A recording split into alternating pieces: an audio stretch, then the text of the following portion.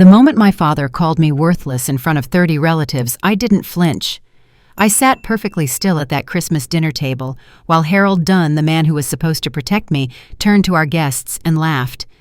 "My daughter Claire is signing a $138 million contract today, the biggest deal in our family's history." He gestured toward me with his champagne glass. "And this one, can she even afford her next meal?" The table erupted in laughter. My stepmother smiled like a cat watching a trapped mouse. My half-sister avoided my eyes. They had no idea who I had become. See, 16 years ago, this family threw me out with $200 and a broken heart. They told me I was nothing. They told me I would fail. They were wrong. What happened next when that door opened and the CEO everyone was desperate to impress walked straight past my sister and bowed to me changed everything. One sentence destroyed their world. The $138 million contract requires the chairwoman's signature. My father's face went white. My stepmother dropped her fork.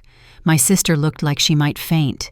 But that satisfying moment, that was only the beginning. Because what my family didn't know, what nobody at that table could have imagined, was the web of secrets about to unravel. Stolen ideas, hidden letters from my dead mother, betrayals so deep they would tear this family apart. This is the story of how I went from the daughter they threw away to the woman who held their fate in her hands. Stay with me until the end. I promise you the satisfaction is worth every minute. My name is Courtney Dunn. I am 34 years old, and I am the founder and chairwoman of Dunn Financial Group, a company that has helped thousands of women rebuild their lives after tragedy. But before I became the woman standing in that dining room, watching my family's faces turn to ash, I was a little girl who learned a terrible truth. Sometimes the people who are supposed to love you the most are the ones who hurt you the deepest. To understand what happened at that Christmas dinner, you need to understand where it all began. You need to know about the house I grew up in, the family that raised me, and the moment I realized I had never truly belonged to either. I was 10 years old when my mother died. Eleanor Dunn was everything to me, my protector, my champion, my safe place in a world that already felt uncertain. She had warm hands and a laugh that could fill any room, and when she looked at me, I felt seen in a way I have never felt since. Cancer took her in the spring slowly at first, then all at once. I remember holding her hand in the hospital, not understanding that I was saying goodbye. I remember my father standing in the corner of the room, his face blank as if he had already started to leave us both behind. Within a year of my mother's death, my father remarried. Her name was Deborah, and she came with a daughter of her own. Claire was 7 years old, 3 years younger than me, with blonde curls and a sweet smile that adults seemed to find irresistible. From the moment they moved into our house, the house where my mother had planted roses in the garden, where her recipes still sat in a box on the kitchen counter, I felt something shift beneath my feet. The ground I had always stood on was no longer solid. At first, I told myself it would be fine. My father needed companionship. I needed a mother figure. Maybe Deborah and Claire would become my new family, and we would heal together from our different losses. I wanted so badly to believe that love could grow where grief had taken root. I was wrong. The signs came slowly then, all at once. Deborah smiled at me when guests were present, called me sweetheart and darling in front of my father's colleagues. But the moment we were alone, her warmth evaporated like morning dew. She spoke to me in clipped sentences. She looked through me as if I were made of glass. When I tried to help in the kitchen, something my mother had always encouraged Deborah would sigh and say, "Just let Claire do it. She knows how I like things done." I was 11 years old, and I was already learning that I was not wanted. The bedroom arrangement told me everything I needed to know. Claire was given the larger room, the room that had been mine since birth, the room where my mother used to sit on the edge of my bed and read me stories. I was moved to a smaller space at the end of the hallway, far from everyone else, as if proximity to me was something to be avoided. Deborah explained it away with excuses about Claire needing more space for her toys, about the afternoon light being better for her studies. My father said nothing. His silence was its own kind of answer. I tried so hard to earn my place in that family. I won math competitions and brought home trophies that sat untouched on a shelf. I earned straight A's and showed my father report cards that he barely glanced at before returning to his newspaper. I cleaned the house without being asked, helped with dinner, stayed quiet when Claire threw tantrums, and never complained about the growing list of things that were no longer mine. I thought if I could just be good enough, useful enough, invisible enough, they would finally see me. They would finally love me the way they loved Claire. But Claire did not have to earn anything. She was praised for waking up in the morning. She was celebrated for finishing her vegetables. My father would beam at her smallest accomplishments, while my greatest achievements went unnoticed. I watched him buy her expensive dresses while I wore clothes from 2 seasons ago. I watched Deborah plan elaborate birthday parties for Claire, while my birthdays passed with a store-bought cake and a card signed without warmth. The contrast was devastating, and the worst part was that no one seemed to notice, or if they did, they chose not to care. There was one person who saw what was happening. My grandmother, my father's mother, was a quiet woman in her early 60s who visited on holidays and occasional weekends. She would look at me with sad eyes, squeeze my hand a little too long, and sometimes slip me chocolate bars as if they were contraband. But she never said anything. She never confronted my father or stood up to Deborah. Years later, I would learn that she was afraid. Deborah had made it clear in ways both subtle and direct that causing trouble would cost my grandmother access to her grandchildren. So she stayed silent, complicit in her fear, and I grew up thinking that even the people who loved me would not fight for me. By the time I was 16, I had stopped hoping things would change. I had stopped bringing home report cards. I had stopped trying to make my father proud. I existed in that house like a ghost present, but not seen alive, but not living. I kept my head down, counted the days until I could leave, and told myself that someday I would build a life where I was more than an afterthought. Then one night, everything I thought I knew came crashing down. I was walking past my father's study when I heard voices low, urgent, and angry. I should have kept walking. I should have gone to my room and closed the door. But something made me stop. Something made me press my ear against the crack and listen. What I heard next would change the course of my entire life. The hallway was dark, and I pressed myself against the wall, barely breathing.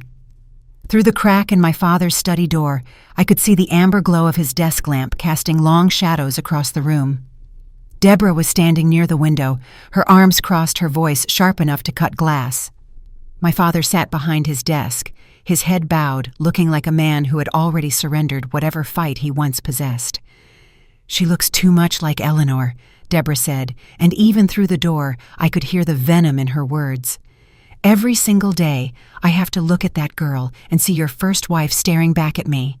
Do you have any idea what that feels like, to be constantly reminded that I am your second choice?" I expected my father to defend me. I expected him to say something, anything that would prove I still mattered to him. Instead, his response hollowed out my chest and left nothing but cold, empty space where my heart used to be. "I know," he said quietly. "Sometimes I can't even look at her myself. She has Eleanor's eyes, Eleanor's stubbornness. It's difficult. Every time Courtney walks into a room, I see the life I was supposed to have, the wife I was supposed to grow old with. It's easier when she's not around." I clamped my hand over my mouth to keep from making a sound. My legs trembled beneath me, and I had to press harder against the wall to keep from collapsing. My own father, the man who had held me when I was born, who had promised my mother he would always protect me, could not bear to look at my face, because it reminded him of the woman he had lost. I was not his daughter in that moment. I was a ghost, a painful memory he wished he could forget. Deborah's voice softened, taking on a tone I recognized from years of watching her manipulate situations to her advantage. "Harold, we need to think about Claire's future. She deserves our full attention, our full resources. And as long as Courtney is here, she's a distraction. She's a drain on our finances and our energy. The girl is smart enough she'll survive on her own." "What are you suggesting?" my father asked, though I could tell from his voice that he already knew. He was not asking for clarification. He was asking for permission to do what he had probably wanted to do for years. "When she finishes high school, we encourage her to leave." Deborah said her words precise and calculated. We give her just enough to get started, a few $100s, maybe help with the first month's rent somewhere, and then we step back. She figures out the rest on her own. The less she's here, the better for everyone. Claire won't have to compete for your attention anymore. I won't have to see Eleanor's face at the breakfast table, and you can finally move forward with your life. I waited for my father to refuse. I waited for him to say that I was his daughter, his flesh and blood, and that he would never abandon me the way Deborah was suggesting. I waited for the man I had spent 16 years trying to please to finally stand up and choose me. He said nothing. His silence filled the hallway like smoke, thick and suffocating. I understood then, with a clarity that broke something fundamental inside me, that my father had already made his choice. He had made it the day he married Deborah. He had made it every time he looked away when she treated me like an inconvenience. He had made it in 1,000 small moments of neglect and indifference that I had tried so hard to explain away. His silence was not hesitation. It was agreement. It was relief that someone else had finally said what he had been thinking all along. I do not remember walking back to my room that night. I do not remember climbing into bed or staring at the ceiling until morning light crept through my window. What I remember is the feeling of something dying inside me, the last fragile thread of hope that had kept me tethered to this family, finally snapping under the weight of truth. From that night forward, I became a different person. I stopped trying to earn my father's approval. I stopped smiling at Deborah in hopes that she might one day see me as more than an obstacle. I stopped competing with Claire for scraps of affection that were never going to be mine. Instead, I poured every ounce of energy I had into my studies. I stayed late at the library. I applied for every scholarship I could find. I researched universities far from home, places where no one would know my name or my history, where I could start fresh and build a life that belonged only to me. The pain did not disappear. It never does, not really. But it transformed into something harder, something colder, something useful. I took all the hurt and rejection and abandonment, and I forged it into determination. Every time Deborah made a cutting remark, I used it as fuel. Every time my father looked through me as if I were invisible, I reminded myself that I would not need him forever. I had 2 years until graduation. 2 years to prepare for a life where I would never depend on anyone who did not truly love me. Those 2 years passed in a blur of textbooks and applications and quiet, burning resolve. I spoke to my family only when necessary. I ate my meals quickly and retreated to my room. I became a stranger in my own home, but for the first time that felt like a choice rather than a punishment. I was not being pushed out anymore. I was preparing to leave on my own terms. On the day I received my acceptance letter, a full scholarship to a prestigious university 3 states away, I felt something I had not felt in years: hope. Real hope, fragile and flickering but alive. I held that letter in my hands and allowed myself to imagine a future where I was more than the unwanted daughter, more than Eleanor's ghost, more than a burden to be managed and eventually discarded. I decided to pack my mother's old belongings that afternoon. They had been stored in boxes in the attic since her death, untouched and nearly forgotten. I wanted to take something of hers with me to college, some small piece of the woman who had loved me unconditionally. What I found in those boxes changed everything I thought I knew about my family, my future, and the woman who had tried to protect me, even from beyond the grave. The attic was thick with dust and memories. Afternoon light filtered through a small window, casting pale gold rectangles across cardboard boxes that had not been touched in years. I climbed the narrow ladder with my heart pounding in my chest, not from physical exertion, but from the strange feeling that I was about to cross a threshold I could never uncross. My mother's belongings were stored up here, boxed away after her funeral by hands that wanted to forget rather than remember.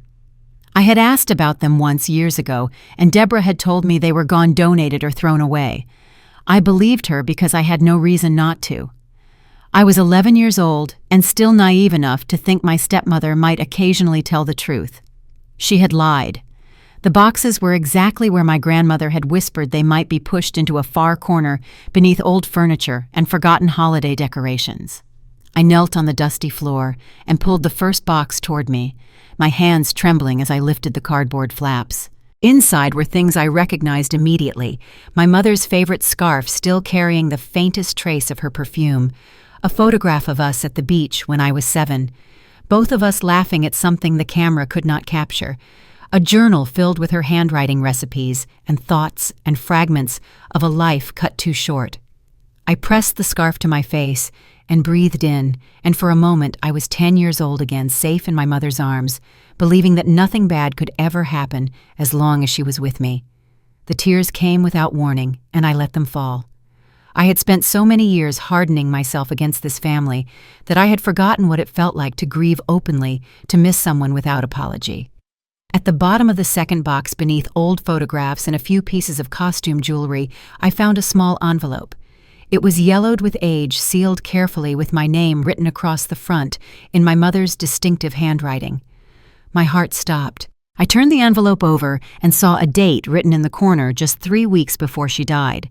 She had prepared this while she was sick, while she knew her time was running short, while she was still fighting to stay alive for one more day with me. I opened the envelope with shaking fingers, terrified of what I might find, and desperate to know at the same time. Inside was a letter several pages long and a worn business card that had been handled many times before being tucked away. I unfolded the letter and began to read, and with every word, I felt my mother reaching across the years to hold me one last time. My dearest Courtney, the letter began. If you are reading this, then I am no longer with you, and I am so deeply sorry for leaving you alone in this world. I have asked Deborah to give you this envelope when you turn 18. If she has not done so, if you are finding this letter yourself in some hidden place, then my worst fears about her have come true. I hoped I was wrong about her, sweetheart. I hoped that she would care for you the way I asked her to. But I have seen the way she looks at you when she thinks no one is watching, and I know in my heart that you may not be safe with her. I had to stop reading. The words blurred as fresh tears filled my eyes, and I sat in that dusty attic feeling something I had not felt in years, the unconditional love of my mother wrapping around me like a blanket. She had known. Even as she lay dying, she had seen what was coming. She had tried to protect me, and Deborah had stolen that protection by hiding this letter for 6 long years. I wiped my eyes and continued reading. I know the road ahead will be hard, my darling girl. Your father loves you, but he is weak. He has always been weak, even when I was alive, to push him toward strength. Without me there to guide him, I fear he will choose the easier path. And I fear that path will not include protecting you the way you deserve to be protected. This breaks my heart more than I can express.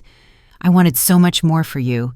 I wanted to watch you grow up, to see you graduate, to hold your hand on your wedding day. But if I cannot be there, then I need you to remember something important. The next words were underlined, pressed into the paper with such force that the pen had nearly torn through. You do not need their approval to become who you are meant to be. Build your own life, Courtney. Make your own family, not of blood, but of people who truly see you and love you for exactly who you are. Work hard, be kind, stay strong, and never ever beg anyone for love. Love that must be begged for is not love at all. You deserve someone who chooses you without hesitation, without conditions, without making you earn what should be freely given. I pressed the letter to my chest and sobbed. My mother had known me so well. She had anticipated exactly what I would face, exactly how I would feel, exactly what I would need to hear. Even in death, she was still my champion, still fighting for me, still believing in me when no one else did. At the bottom of the letter, she had written one final instruction. Inside this envelope, you will find a business card belonging to a man named Robert Chen. He was my closest friend and colleague for many years, and I trust him with my life and with yours. I have asked Robert to help you if you ever need it, but only if you reach out to him first. He will not seek you out because I asked him to wait. I wanted you to find your own strength before accepting help. When you feel completely alone, when you feel like there is no one left in the world who cares whether you survive, call Robert. He is waiting for you to be ready. I picked up the business card with reverent fingers. It was simple, just a name, a phone number, and a title that meant nothing to me at the time. On the back, in my mother's handwriting, were the words, "He promised, call him when you need him." I was not ready. I knew that as certainly as I knew my own name. I was 18 years old, wounded and angry, and determined to prove that I could survive without anyone's help. Calling a stranger and asking for assistance felt like admitting defeat, and I was not ready to admit anything. But I tucked the card into my wallet anyway, pressed between my student ID and the few dollars I had saved from odd jobs. I would carry it with me, and when the time came, if the time came, I would remember that my mother had left me a lifeline. I packed my suitcase that evening with everything I owned, which was not much. A few clothes, my mother's scarf, her letter, and the business card that felt heavier than its weight should allow. I walked down the stairs of the Dunn house one final time, past the family photographs where I had been gradually pushed to the edges, past the dining room where I had eaten so many meals in silence, past the kitchen where Deborah had made me feel like an intruder in my own home. As I stepped through the front door and into the cool evening air, I did not look back. But if I had, I would have seen Deborah standing at the window, watching me leave with a small, satisfied smile on her face. She believed she had won. She believed I was walking out of her life forever broken and beaten and utterly alone. She had no idea that the envelope she had hidden for 6 years was now tucked safely in my bag, and that her betrayal had just been exposed to the one person who would never forget it. Before I found my mother's letter in that dusty attic, before I understood the full depth of Deborah's betrayal, I made one final attempt to share my joy with the family I still desperately hoped might love me. It was earlier that same day, and I came to dinner with my scholarship letter clutched in my hands, my heart beating with foolish optimism. I had earned a full ride to a prestigious university 3 states away. 4 years of tuition, room, and board, all covered. It was the culmination of years of hard work, sleepless nights, and relentless determination. Surely I thought this would make them proud. Surely this would finally prove that I was worth something. I waited until everyone was seated, until the food was served and the conversation had settled into its usual rhythm of Claire's accomplishments and Deborah's opinions. Then I cleared my throat and held up the letter. "I have some news," I said, hating how small my voice sounded. "I received a full scholarship. I'm going to college in the fall." The silence that followed was not the surprised, delighted silence I had imagined. It was cold and heavy, filled with something I could not quite name. My father looked up from his plate with a frown creasing his forehead. "A full scholarship," he repeated, as if the words were foreign. "What's the catch? These things always have strings attached. Women in this family don't need that much education anyway. Your mother managed just fine without a fancy degree." I felt the words like a slap across my face. My mother had dreamed of going back to school before she got sick. She had talked about it often, about the degree she never finished, about the career she had set aside. For my father to use her as an example of women not needing education was a betrayal of everything she had believed. Deborah set down her fork and fixed me with a look of thinly veiled contempt. "It's probably a scam," she said. "Be careful you don't embarrass us by falling for something like that. Can you imagine what the neighbors would say if they found out you'd been fooled by some fake scholarship scheme?" Claire did not even bother to hide her enjoyment. She smirked at me across the table, a small, satisfied smile that told me she knew exactly what was happening and was delighted by it. This was her favorite kind of entertainment, watching me be diminished while she remained the golden child, untouchable and adored. I looked around the table for any sign of support, any indication that someone in this family saw my achievement for what it was. My grandmother sat at the far end, her hands folded in her lap, her eyes fixed on her plate. When she finally glanced up at me, I saw something that might have been pride flickering in her expression. But she said nothing. She pressed her lips together and looked away, and I understood that her silence was the loudest message of all. She would not fight for me. No one would. I excused myself from dinner and went upstairs to begin packing. That was when I found my mother's letter, when I discovered the truth about the envelope Deborah had hidden, when I finally understood that I had been fighting a battle I was never meant to win. But even before that discovery, sitting at that dinner table with my scholarship letter crumpled in my hands, I had already made my decision. I was leaving, and I was never coming back. The bus station was nearly empty when I arrived that night. I had $200 in my pocket money I had saved over years from odd jobs, birthday gifts from my grandmother, and coins I had collected from beneath couch cushions when no one was looking. It was not much, but it was mine. Everything else I owned fit into a single suitcase, a few changes of clothes, my mother's scarf, her letter, and the business card that I was not yet ready to use. I left behind the photographs, the trophies, the childhood bedroom that had never truly been mine. I left behind the hope that my father might one day wake up and realize he loved me. As the bus pulled away from the station, I watched the city lights grow smaller in the window. Somewhere in that fading glow was the house where I had grown up, the family that had discarded me, the life I was leaving behind forever. I pressed my forehead against the cold glass and made myself a promise. I will never return to this house as the girl they threw away, I whispered into the darkness. When I come back, if I come back, they will see someone they never imagined I could become. They will regret every cruel word, every dismissive glance, every moment they made me feel worthless. I will build a life so extraordinary that they will have no choice but to see me. The promise tasted like iron on my tongue. I meant every word. My father did not try to stop me. He did not call the next day or the next week or the next month. He did not send money or offer help or even ask if I had arrived safely. For the first 6 months of college, I heard nothing from the Dunn family, not a single phone call, not a letter, not even a forwarded piece of mail. It was as if I had ceased to exist the moment I walked out their door. Deborah had finally gotten what she wanted. I was gone, and they could pretend I had never been there at all. Those months were the hardest of my life.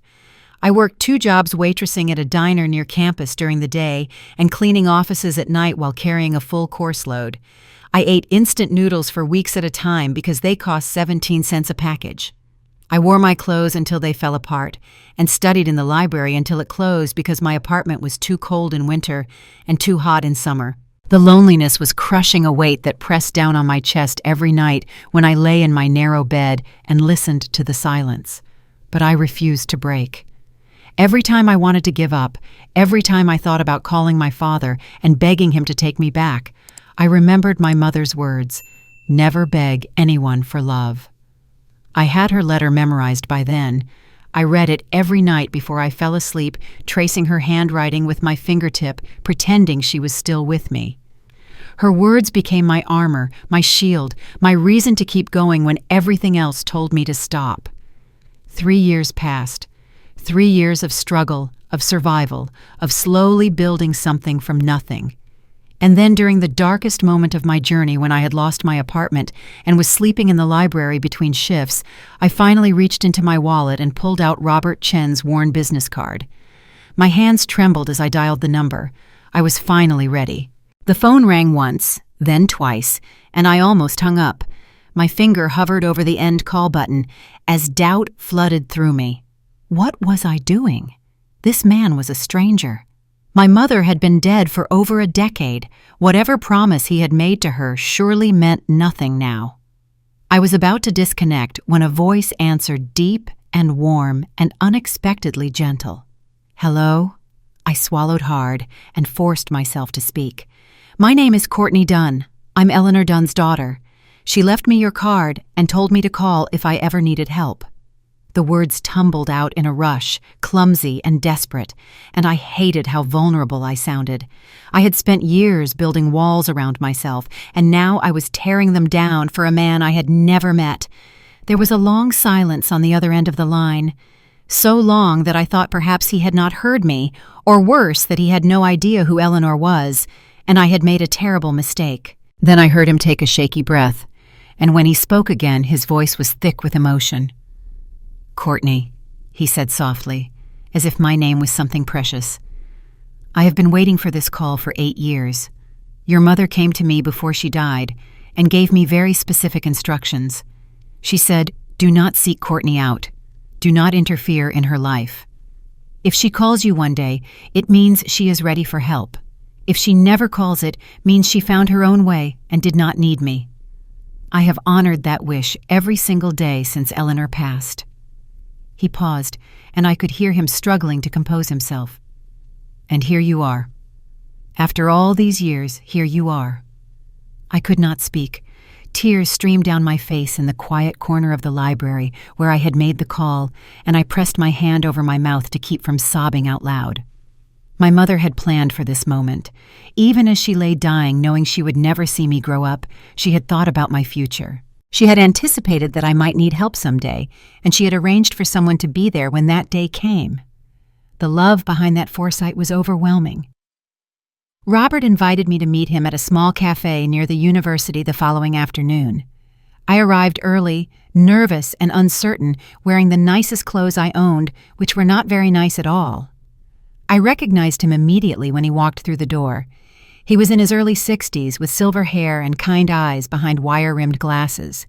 He moved with the quiet confidence of someone who had seen much of the world and learned to navigate it with grace. When he saw me sitting in the corner booth, his face softened, and he smiled as if greeting an old friend rather than a stranger. "You look just like her," he said as he sat down across from me. "Eleanor would be so proud to see the woman you have become." Over cups of coffee that grew cold as we talked, Robert shared stories about my mother that I had never heard. He told me about her brilliance, how she had been one of the sharpest minds he had ever worked with during their years as colleagues. He told me about her kindness, how she would stay late to help junior employees and always remembered everyone's birthdays. And he told me about her fierce protectiveness of me, how she had talked about me constantly bragging about my achievements and worrying about my future in equal measure. "She knew the family might fail you," Robert said gently, his eyes meeting mine with compassion. "She loved your father, but she understood his weaknesses. She saw something in Deborah that concerned her deeply. Before she died, she made me promise that if you ever reached out, I would help you. Not as Charity Courtney, she was very clear about that. She wanted me to invest in you, to treat you as a professional with potential, not as a victim who needed rescuing. She believed in your abilities before you even knew you had them." I did not know what to say. The idea that my mother had seen my potential when I was just a child, that she had trusted me to find my own strength before accepting help, filled me with a sense of purpose I had not felt in years. All this time, I had thought I was alone. But my mother had been watching over me, guiding me even from beyond the grave. Robert's offer was clear and businesslike, exactly as my mother would have wanted. He would invest $50,000 in my future, enough to clear my debts, finish my education, and start building something of my own. But there were conditions. This was not a gift. I had to write a real business plan, prove that I understood the path I wanted to take, and treat our relationship as a professional partnership. He would advise me, challenge me, and hold me accountable. In return, I would work harder than I had ever worked in my life. "Your mother didn't want you rescued," Robert explained. "She wanted you equipped. There's a significant difference. Rescue creates dependence. Equipment creates independence. She wanted you to stand on your own 2 feet with tools she helped provide, but skills you developed yourself." I spent the next 3 months working on my business plan. I wrote draft after draft, staying up until 3 in the morning, researching market trends and financial projections. I presented my first attempt to Robert, and he tore it apart with gentle but honest criticism. I revised and presented again and again. He found weaknesses I had not considered. Each failure taught me something new. Each rejection made me stronger. I learned more in those 3 months than I had learned in 3 years of college because for the first time, failure was not something to be feared. It was something to be studied and overcome. On the day I presented my final business plan, I sat across from Robert in that same small cafe where we had first met. My hands were steady now, my voice confident. I had refined my vision until it gleamed a financial services company designed specifically for older women who had been overlooked by traditional banks, women rebuilding their lives after loss or hardship. It was personal, it was meaningful, and it was exactly the kind of business my mother would have been proud of. Robert read through every page in silence. When he finished, he looked up at me with an expression I will never forget: pride, respect, and something that looked like wonder. "I'm in," he said simply. "Your mother was right about you. Now let's see what you can build." With Robert's investment and guidance, I launched my first company in a cramped office space above a dry cleaner. The furniture was second-hand, the computers were refurbished, and the coffee maker leaked no matter how many times I tried to fix it. But none of that mattered. For the first time in my life, I was building something that was entirely my own, something that carried meaning beyond profit margins and market share. I called the company Wise Women Financial, and its mission was simple: provide financial education and services to older women who had been overlooked, dismissed, or abandoned by traditional banking institutions. I understood this demographic in ways that no market research could capture. I had watched my mother's friends fall apart after their husbands died, unable to balance a checkbook or understand a mortgage statement because their spouses had always handled the money. I had seen women lose everything in divorces because they had no idea what assets they owned or what debts they carried. These were intelligent, capable women who had been failed by a system that assumed someone else would always take care of them. I wanted to give them the tools to take care of themselves. The first year was brutal. I worked 18-hour days answering customer service emails at midnight and writing marketing copy at dawn. I taught myself everything I did not already know: web development, accounting, regulatory compliance, because I could not afford to hire experts. Robert checked in regularly, offering advice when I asked and stepping back when I needed to learn on my own. Slowly, painfully, the company began to grow. By the end of 18 months, we had 5,000 users on our platform, and larger investors were starting to take notice. That was when Sterling Financial entered my life. They were a major corporation with offices in every state and a reputation for aggressive expansion. Their representatives reached out with flattering words and impressive presentations, talking about synergy and scale and the opportunity to take my vision national. They painted a picture of Wise Women Financial reaching millions of women instead of thousands of my platform, becoming the gold standard for female financial empowerment. I was young and inexperienced, and I wanted so badly to believe that my dream was finally within reach. Sterling Financial assigned a mentor to help me navigate the acquisition process. His name was David Walsh, and he seemed like everything I needed: experienced, patient, genuinely interested in my success. He took me to lunch and asked thoughtful questions about my vision. He reviewed my business documents and offered suggestions that seemed designed to protect my interests. He told me stories about other founders he had helped, about the amazing things they had accomplished after partnering with Sterling Financial. I trusted him because I wanted to trust him, because the alternative was admitting that I was in over my head. David was a spy.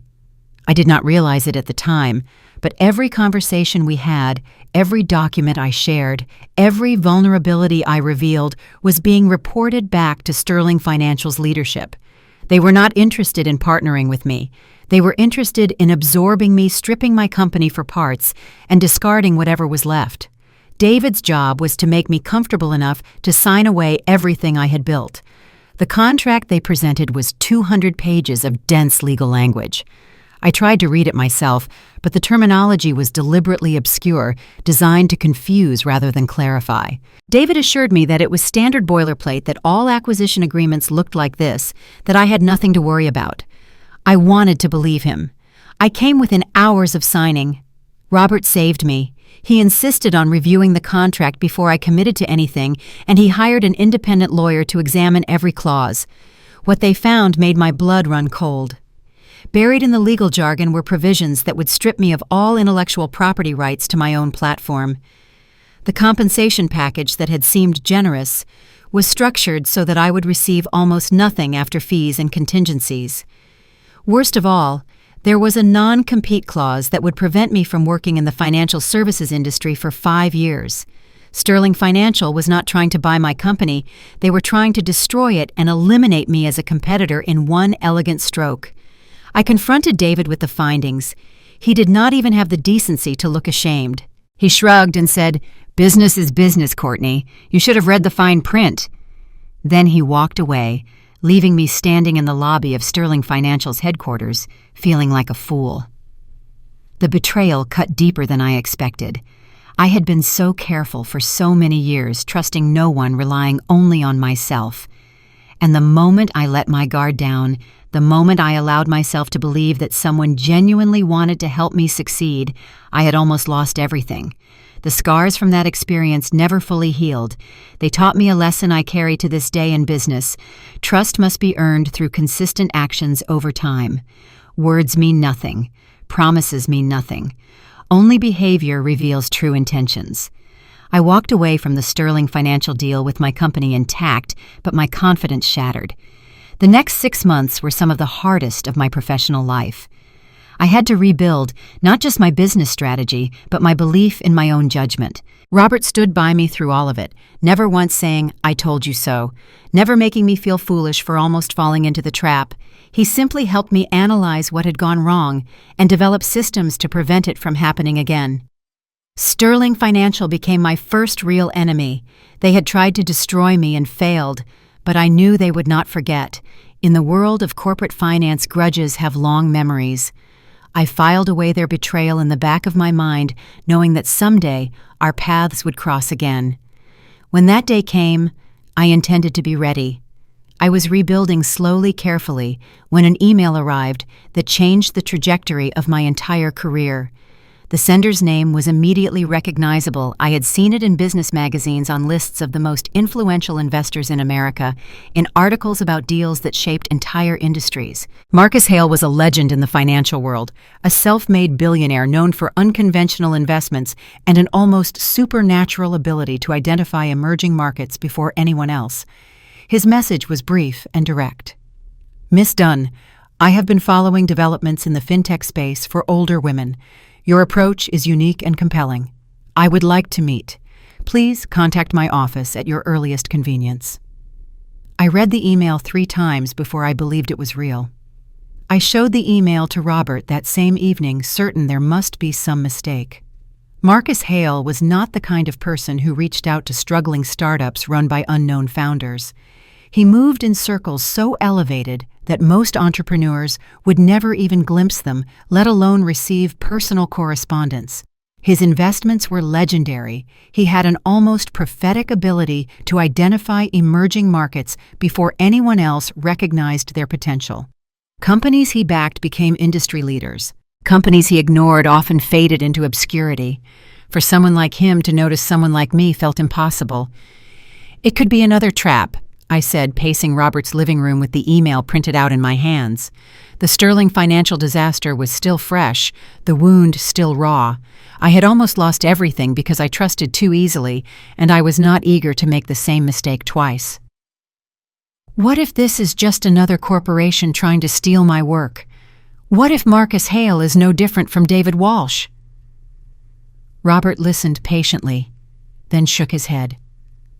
"Marcus Hale doesn't operate that way. I've known of him for decades, watched his career from a distance. He's demanding and sometimes difficult, but he's not a thief. More importantly, he doesn't waste time on people he doesn't respect. If he's reaching out to you, it's because he sees something worth his attention." He met my eyes with steady conviction. "At least hear what he has to say. You can always walk away."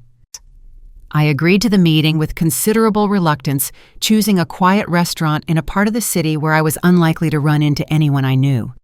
If this turned out to be another humiliation, at least it would be a private one.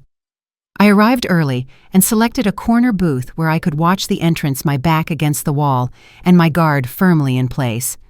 Marcus Hale entered exactly on time. He was older than I expected, perhaps in his mid-60s, with silver hair and sharp eyes that seemed to take in everything at once. He moved with the quiet confidence of someone who had nothing left to prove, dressed impeccably, but without ostentation. When he spotted me in the corner, he nodded once and made his way to my table with unhurried purpose. "Miss Dunn," he said as he sat down across from me, "thank you for agreeing to meet. I know you have reason to be cautious after your experience with Sterling Financial."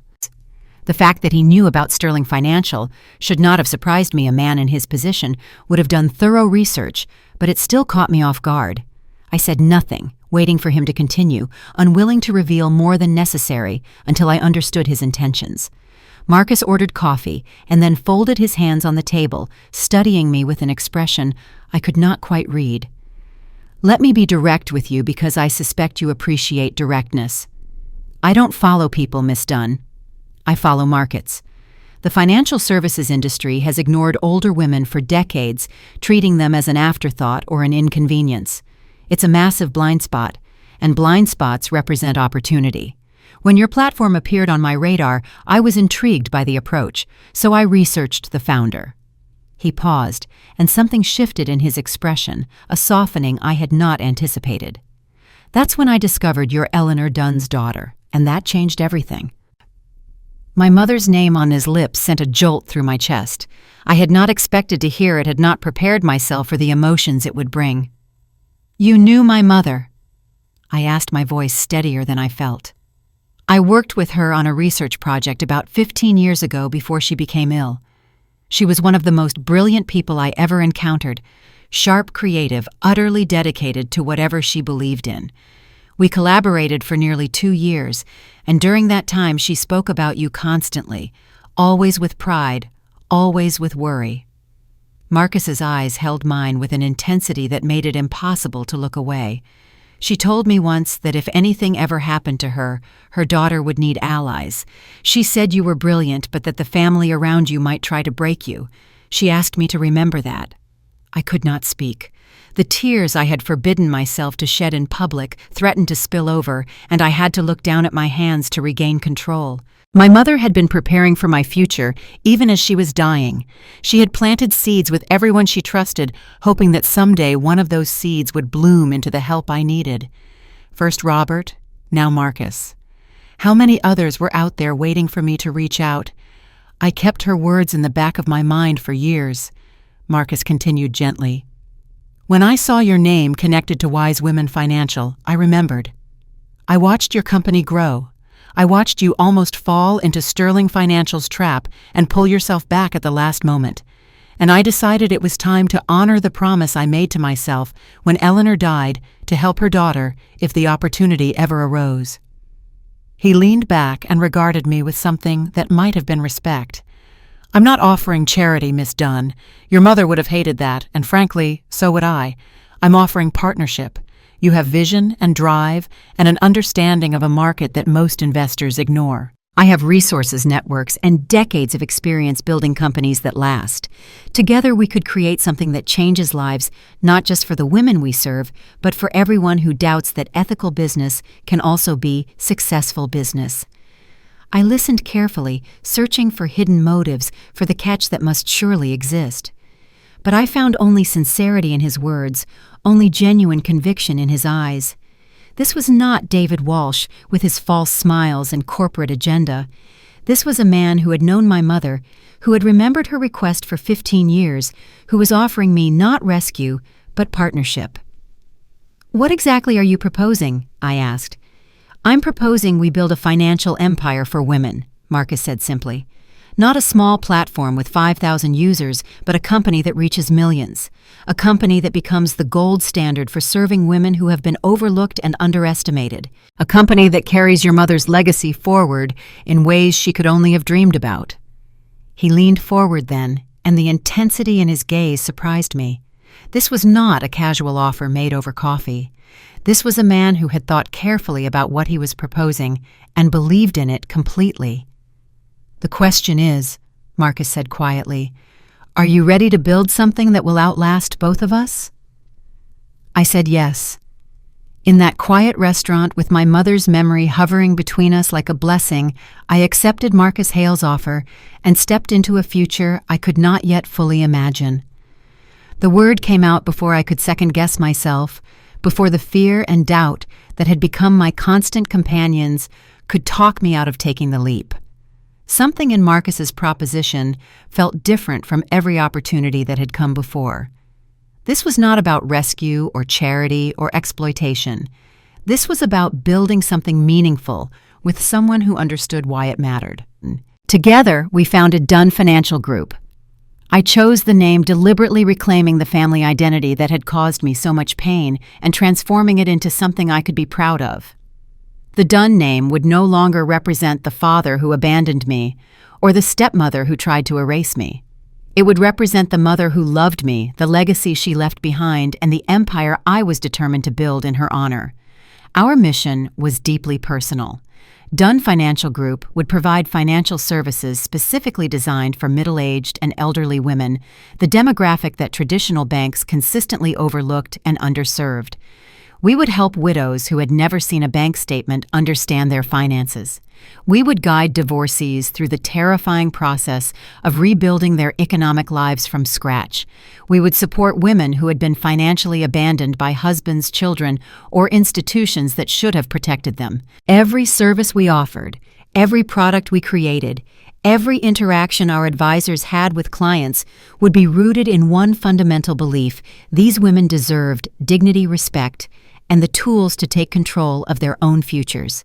It was everything I wished my mother had access to during her illness, and everything I knew thousands of women desperately needed right now. The first 3 years were the most challenging of my professional life, but they were also the most rewarding. I built a company culture that reflected the values I had never experienced in my own family: transparency instead of secrets, empathy instead of judgment, respect instead of dismissal.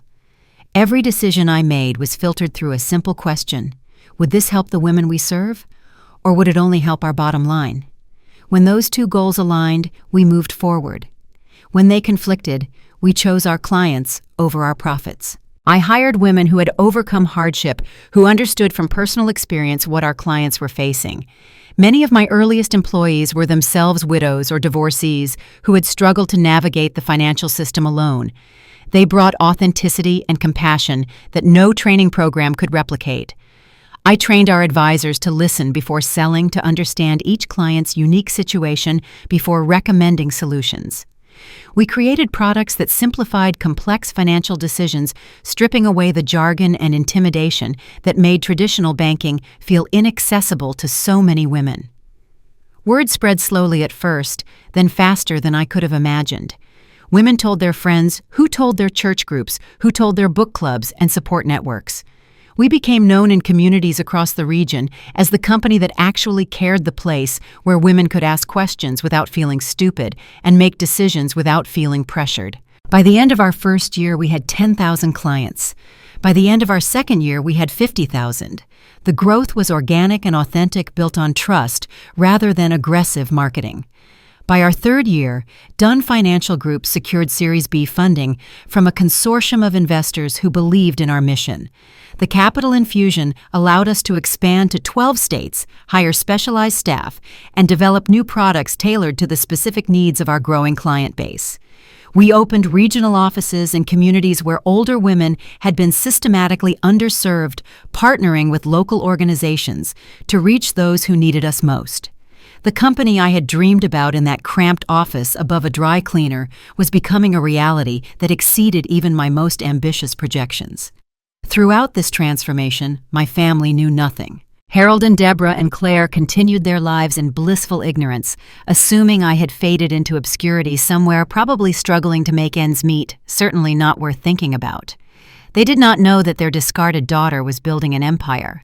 They did not know that the Dunn name they had tried to take from me was becoming synonymous with innovation and integrity in the financial services industry. They did not know that our paths were about to cross in ways none of us could have predicted. Marcus was the one who showed me the market analysis. He came into my office one afternoon with a thick folder of documents and the expression I had learned to recognize over our years of partnership, the look he wore when he had discovered something significant. "Your company is becoming influential enough to affect every major player in this space," he said, spreading charts and graphs across my desk. "The ecosystem you're operating in touches banking, insurance, investment services, estate planning. Every company that serves older women is feeling the impact of your growth, whether they realize it or not." He paused and pointed to a name on one of the charts. "Including your father's firm." I stared at the document in silence. There it was, in black and white, Harold Dunn's company, a mid-sized financial services firm I had deliberately avoided learning anything about for over a decade. According to Marcus's analysis, their business model overlapped significantly with ours, and our rapid expansion was putting pressure on their market share. They were not failing, not yet, but they were struggling in ways that would become critical if current trends continued. For the first time since I walked out of that house at 18 years old, I realized I had power over the people who had once held all the power over me. The father who had agreed to push me out could now be affected by decisions I made in a boardroom 3 states away. The family that had treated me as worthless was now in some small but measurable way dependent on the same market forces I was helping to shape. I did not know what to do with that realization. I had not built Dunn Financial Group for revenge. I had built it to help women like my mother, to honor her memory, to create something meaningful from the pain of my past. But I could not ignore the irony of my current position, the strange justice of becoming influential in the very world my father had told me I did not belong in. One morning, Marcus placed a single document on my desk. His face was carefully neutral, but I could see the weight of what he was about to say in the set of his shoulders. "Harold's company is in serious trouble," he said quietly, "and there's a decision coming that could either save them or destroy them completely. The choice will be yours." The document Marcus left on my desk that morning was the beginning of a deeper investigation. If I was going to be involved in any decision that affected my father's company, I needed to understand exactly what I was dealing with. I told myself this was purely professional due diligence, competitive analysis, the kind of research any responsible executive would conduct.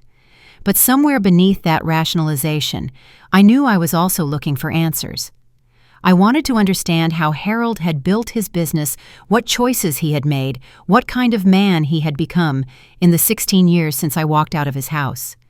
What I discovered made my blood run cold. I was reviewing Harold's company history when I noticed a product line that had launched approximately 8 years ago.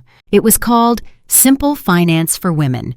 And according to the documentation, it had been revolutionary for its time, a financial planning service designed specifically for older women who needed straightforward guidance without condescension or complexity.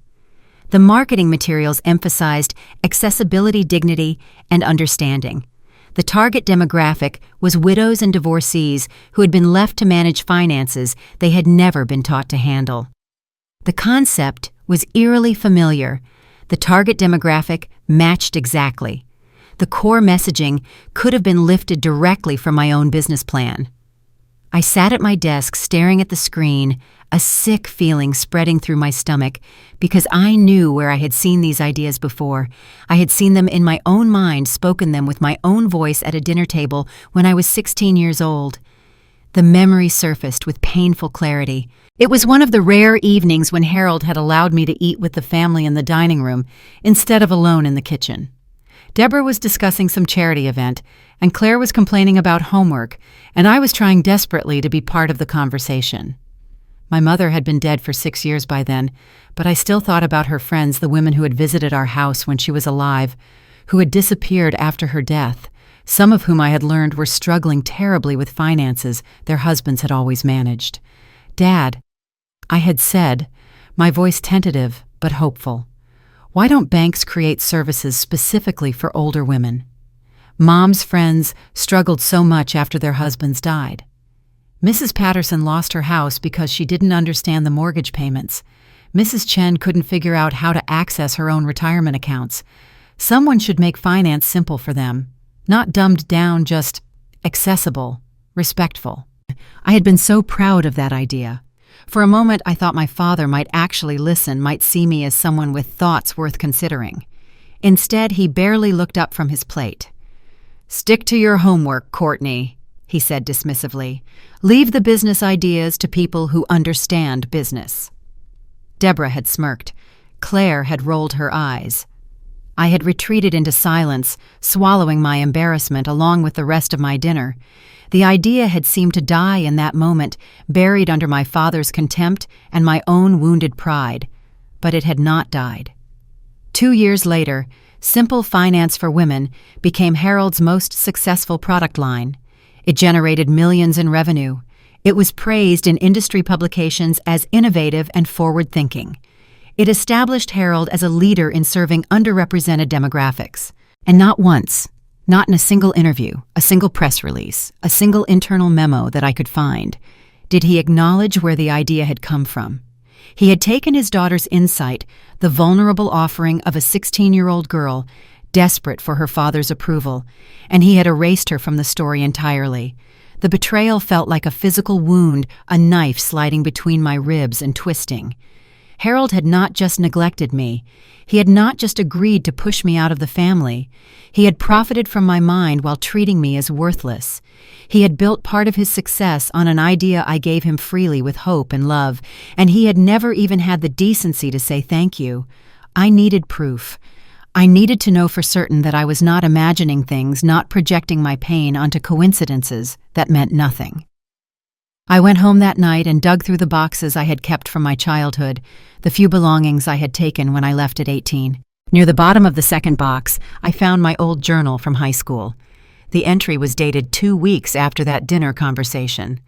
I had written about my father's dismissal, about how much it hurt to be told my ideas were worthless. And then in the handwriting of a heartbroken teenager, I had written out the entire concept in detail, the target demographic, the types of services that would be most valuable, the marketing approach that would feel respectful rather than patronizing, the name I had imagined for the product line, Simple Finance for Her. Harold had not even bothered to change the name significantly. I sat alone in my office for hours that night, the journal open on my desk, the product documentation glowing on my computer screen. The evidence was undeniable.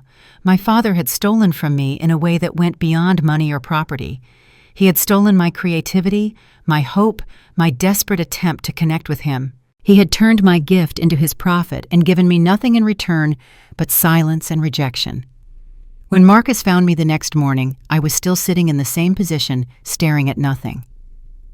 "What do you want to do?" he asked gently. I could not answer. I did not know.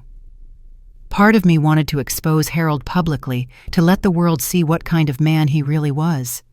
Part of me wanted to use my influence to crush his company entirely, to watch him lose everything the way I had lost everything when I walked out of his house with $200 and a broken heart.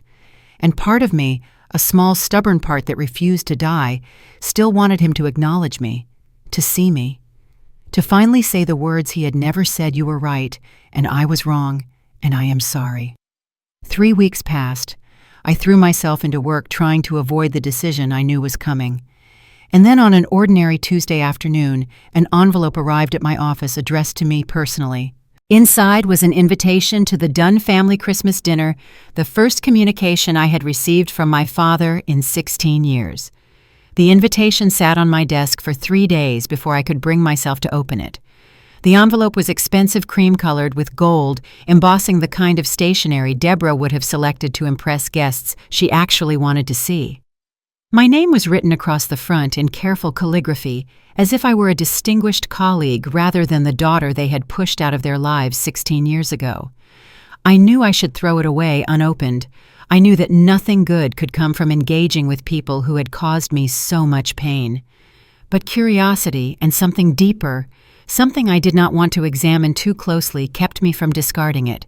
When I finally slid my finger beneath the seal and pulled out the card inside, I found exactly what I expected.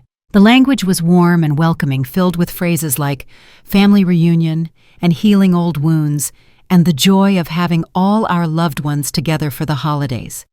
It read like a script written by someone who had researched what reconciliation was supposed to sound like without ever actually experiencing it. Every word rang hollow, and I could almost hear Deborah's calculating voice behind each carefully chosen sentiment. I showed the invitation to Marcus, who read it with raised eyebrows and then handed it back without comment. He knew enough about my family history to understand what this meant, and he respected me enough not to offer unsolicited advice. But I saw the question in his eyes, and I knew I owed him an explanation for whatever I decided to do next. "Why now?" I asked aloud, though I was not really expecting an answer. 16 years of nothing, and suddenly they want to heal old wounds. Marcus pulled out his tablet and showed me an article that had been published 3 weeks earlier in a major financial magazine. The headline read, "Dunn Financial Group, the rising star of women's financial services." There was a photograph of our headquarters, a quote from one of our satisfied clients, and a detailed analysis of our growth trajectory. Near the end of the article, in a section about leadership and investment, Marcus Hale was listed as a strategic advisor. "Your father saw this," Marcus said. "He didn't connect the company to you. Dunn is a common enough name. But he noticed my involvement, and that got his attention." I understood immediately. Claire's company had been struggling for years, propped up by Harold's connections and Deborah's social maneuvering, but never quite achieving the success they projected to the outside world. According to the market intelligence Marcus had shared with me, Claire was currently pursuing a massive deal, a $138 million contract with an investment group that happened to be closely associated with Marcus. If she could close that deal, it would transform her struggling business into a legitimate player. If she failed, the company might not survive another year. Harold needed Marcus, and the only connection he could think of was me. I could picture the conversation perfectly. Deborah would have seen the opportunity first. She always had a talent for manipulation disguised as strategy. She would have suggested inviting me to Christmas as a way to get close to Marcus, to show that the Dunn family was united and successful, to create the kind of optics that might help close Claire's deal. Harold would have resisted, initially uncomfortable with the idea of facing the daughter he had discarded, but Deborah would have pushed, reminding him that pride was a luxury they could not afford, that this was about Claire's future and the family's financial security. The invitation was not about reconciliation, it was about exploitation. They wanted to use me the same way Harold had used my idea all those years ago, extract value from my existence without ever acknowledging my worth. I should have been angry. Part of me was angry, a cold fury that burned in my chest when I thought about their audacity. But beneath the anger, I felt something unexpected clarity. For 16 years, I had carried the weight of my family's rejection like a stone around my neck. I had built my success in the shadows, never seeking recognition from the people who had hurt me, never confronting the wounds that had shaped my life. I told myself I did not need closure, did not need to prove anything, did not need them to see what I had become. I had been lying to myself. This invitation offered something I had not realized. I was waiting for the chance to face them as an equal, not as the frightened 18-year-old who had fled with $200 and a broken heart, but as the woman I had become, a leader, a builder, someone who had created an empire from the ashes of abandonment. I could walk into that house and show them exactly who they had thrown away. I could let them see the success they had tried to deny me. And then I could close the chapter of my childhood pain forever. I told Marcus I was going. He nodded slowly, neither approving nor disapproving. "What do you want to happen?" he asked. "I want to look them in the eye," I said. "I want them to know who I am now. And then I want to walk away without needing anything from them ever again." Marcus studied me for a long moment, then said, "I'll be there too." The dinner invitation was extended to business associates, and Harold made sure to include me. "He thinks I'm coming to discuss Claire's deal." A faint smile crossed his face. "He has no idea what's actually going to happen." I packed my bags that evening with quiet determination. I selected my clothes carefully, professional, but not flashy, confident, but not aggressive. I was not going home to impress anyone or to seek approval I no longer needed.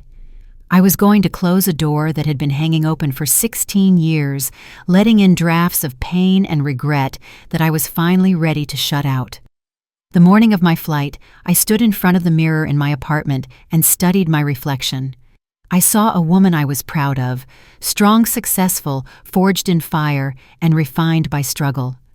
I saw my mother's eyes looking back at me, and for a moment I felt her presence like a warm hand on my shoulder. "This time," I whispered to my reflection, "I'm not going back to find their love. I'm going back to prove I never needed it." Then I picked up my suitcase and walked out the door. The house looked exactly as I remembered it, and yet entirely different.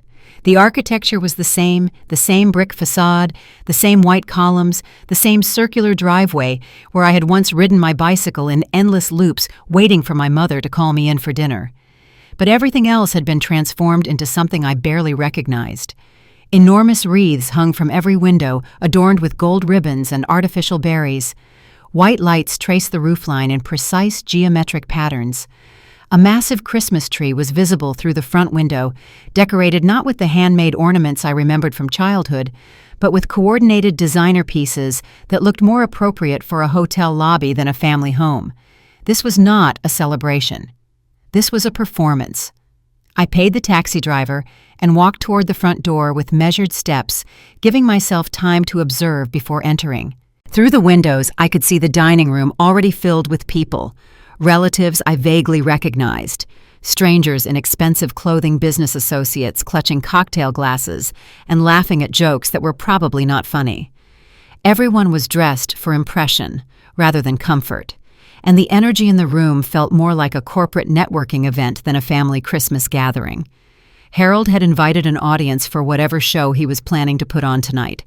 No one noticed when I stepped through the door. The foyer was crowded with guests removing coats and exchanging air kisses, and I slipped past them without drawing attention. I caught a glimpse of Claire across the room, now 31 years old, wearing a designer dress that probably cost more than my first month's rent in college. She was standing in front of a mirror in the hallway, practicing her smile, adjusting her hair, preparing herself for something important. She did not look toward the door. She did not see me at all. Deborah found me before I had taken 10 steps into the house. "Oh, you came!" she exclaimed, her voice pitched loud enough for nearby guests to hear. "How nice! We weren't sure you would actually make it." She looked me up and down with the kind of assessment that pretends to be admiration while actually cataloging flaws. You look healthy? That's good. Very good. Healthy. The word was a masterpiece of condescension, implying surprise that I had managed to take care of myself, suggesting that my appearance met some minimum standard of acceptability, but nothing more. I recognized the technique from years of living under her roof. Deborah had always been skilled at delivering insults wrapped in the language of compliments. She took my arm with a grip that felt more controlling than welcoming, and steered me toward a cluster of relatives I had not seen since childhood. "Everyone, this is Harold's older daughter," she announced, her smile never wavering. "She's been traveling for quite some time, living her own life. You know how young people are."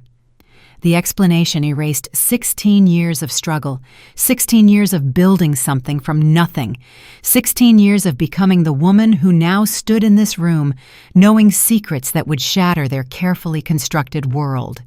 In Deborah's version of events, I was simply a wayward daughter who had been off finding herself somewhere unimportant.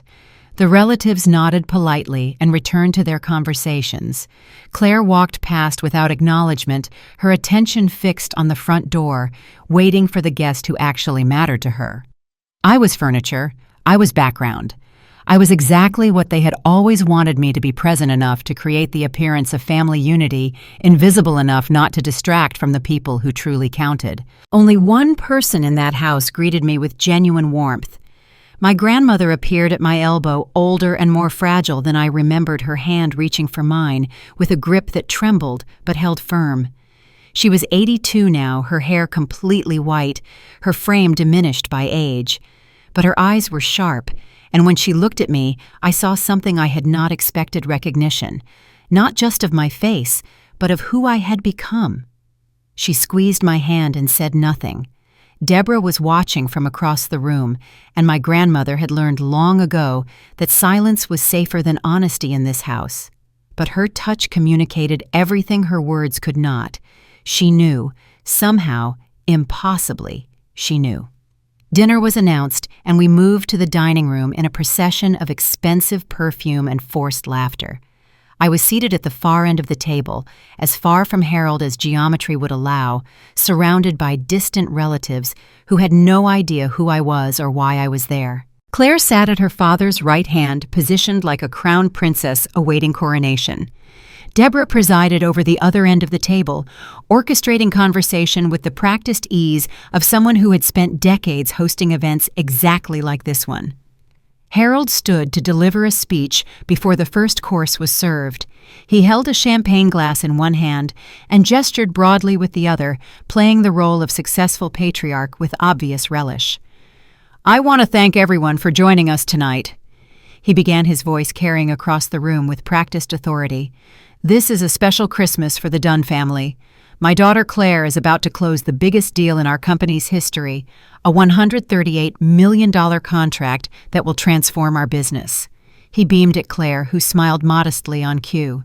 "Marcus Hale himself is interested in partnering with us. This is the beginning of a new era for our family." The table erupted in applause. Guests raised their glasses. Claire accepted congratulations with practiced grace.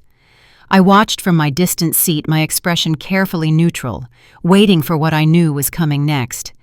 Harold's gaze found me across the length of the table, and his smile took on an edge I recognized from childhood, the cruelty he disguised as humor, the dismissal he framed as concern. "And what about you, Courtney?" he asked, loud enough for everyone to hear. "Are you making enough money these days to eat properly?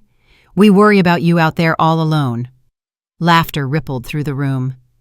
Polite, uncomfortable, complicit laughter from people who did not know my story and did not care to learn it. Deborah smiled with satisfaction. Claire glanced at me briefly with something like pity. My grandmother closed her eyes. I said nothing. My expression remained unreadable. I had expected nothing less from this family, and I would not give them the satisfaction of seeing me react. Then the doorbell rang. Harold's face lit up with triumph. "That must be our honored guest," he announced, rising from his seat. "Marcus Hale himself, everyone prepare to meet a legend." The entire room turned toward the entrance with anticipation, eager to witness the arrival of the man who would supposedly save Claire's company and secure the Dunn family's future. They had no idea what was about to happen. The sound of the doorbell echoed through the house, but Harold was not quite finished with his performance. He motioned for someone to answer the door while he remained standing at the head of the table, champagne glass still raised, basking in the attention of his assembled guests. This was his stage, and he intended to deliver every line of his rehearsed script before surrendering the spotlight. "Before our honored guest joins us," Harold announced, his voice carrying the practiced warmth of a man who had spent decades perfecting the art of public charm, "let me take a moment to express how proud I am of this family, especially my daughter Claire." He turned to beam at her with the kind of paternal adoration I had spent my entire childhood hoping to receive. "She is the true success of this family. Everything I have built, everything I have worked for will be her legacy. She has exceeded every expectation, and tonight marks the beginning of her greatest achievement." The guests murmured approval. Claire smiled graciously, accepting the praise as if it were her birthright. Deborah nodded with the satisfied expression of a sculptor admiring her finished work. Then Harold's gaze drifted down the table toward me, and his expression shifted into something I recognized from 1,000 small cruelties throughout my childhood, the look of a man about to deliver a blow he would later claim was merely a joke. "As for my other daughter," he said, and I could hear the quotation marks around the word daughter, the subtle emphasis that made it clear I was being acknowledged only because I was physically present. "Well, we all have disappointments in life. Some children rise to meet their potential, and others—" He shrugged with theatrical resignation. "Others find their own path, I suppose, wherever that path may lead." Several guests chuckled nervously, uncertain whether they were supposed to laugh, but unwilling to miss a cue from their host. Deborah's smile widened with undisguised satisfaction. She had waited 16 years for this moment, the public confirmation that I was nothing, that I had always been nothing, that her campaign to erase me from this family had succeeded completely. Claire shifted in her seat, and for a brief moment I thought she might say something. A flicker of discomfort crossed her face, the faintest suggestion that even she recognized the cruelty in our father's words. But she remained silent. She did not defend me. She never had, and I no longer expected her to. Claire had been trained since childhood to accept her position as the favored daughter, and challenging that hierarchy would mean questioning everything she believed about herself and her family. It was easier to look away. It was always easier to look away. An elderly aunt seated beside me leaned close, her breath, carrying the scent of wine and curiosity. She was one of Harold's distant relatives, someone I vaguely remembered from childhood gatherings, but had not seen in over a decade. Her eyes held the particular interest of someone searching for gossip to share later. "What do you do for work, dear?" she whispered, apparently oblivious to the humiliation I had just endured. "Harold mentioned you've been traveling. Are you in hospitality tourism?" I opened my mouth to answer, but before I could speak, Deborah's voice cut across the table with the precision of a well-aimed blade. "She does something with computers, I think," Deborah said loudly enough for everyone nearby to hear. "Nothing significant. Courtney has always been more of a free spirit than a career woman. We support her choices, of course, whatever they may be." The words dripped with condescension, painting a picture of a wayward daughter who had never quite managed to amount to anything worth mentioning. The aunt nodded with pity, the kind of sympathetic expression people reserve for relatives who have failed to meet family expectations. She patted my hand gently, as if offering comfort for the disappointment I had apparently become. "Well, there's nothing wrong with a simple life," she said kindly. "Not everyone is meant for big things." I felt the familiar sting of being dismissed, the old wound that had never fully healed reopening with fresh pain. But this time, something was different. This time, the sting did not break me. I had faced far worse in the years I had spent building my empire alone, sleeping in libraries, eating one meal a day, being betrayed by people I trusted. These relatives, with their pitying glances and patronizing comments, knew nothing about who I was now. They saw only what Harold and Deborah wanted them to see: a failure, a disappointment, a cautionary tale about children who refused to stay in their assigned places. They had no idea they were looking at a woman who commanded more resources than everyone in this room combined. Harold was not finished. He set down his champagne glass and fixed me with a look of mock concern, the kind of expression a teacher might use when addressing a particularly slow student. "Courtney," he said, and the room fell quiet, sensing that another performance was coming. "I hope you're taking notes tonight. This is a rare opportunity for you. Watch how Claire handles business relationships. Pay attention to how she conducts herself with important people. Maybe you'll learn something about success." He smiled, but there was no warmth in it. "It's never too late to improve yourself after all." The cruelty hung in the air, like smoke thick and suffocating. No one laughed this time. Even the guests who had chuckled nervously before seemed to recognize that Harold had crossed a line from playful teasing into something uglier. But no one spoke up. No one told him to stop. They simply looked down at their plates or sipped their drinks, complicit in their silence. My grandmother sat rigid in her chair, her napkin clenched so tightly in her fist that her knuckles had turned white. I could see her struggling with the familiar war between her desire to protect me and her fear of the consequences. Her lips pressed together. Her eyes glistened. But she said nothing. She had said nothing for 16 years, and the weight of that silence was written in every line of her aged face. Claire stared at the tablecloth, her earlier confidence replaced by visible discomfort. She knew this had gone too far. Some part of her, perhaps the small, buried part that remembered we had once been sisters, however briefly recognized that what our father was doing was wrong. But she did not speak. She did not defend me. She simply waited for the moment to pass, as she always had. I sat perfectly still, my face calm as a frozen lake, betraying nothing of the storm that raged beneath the surface.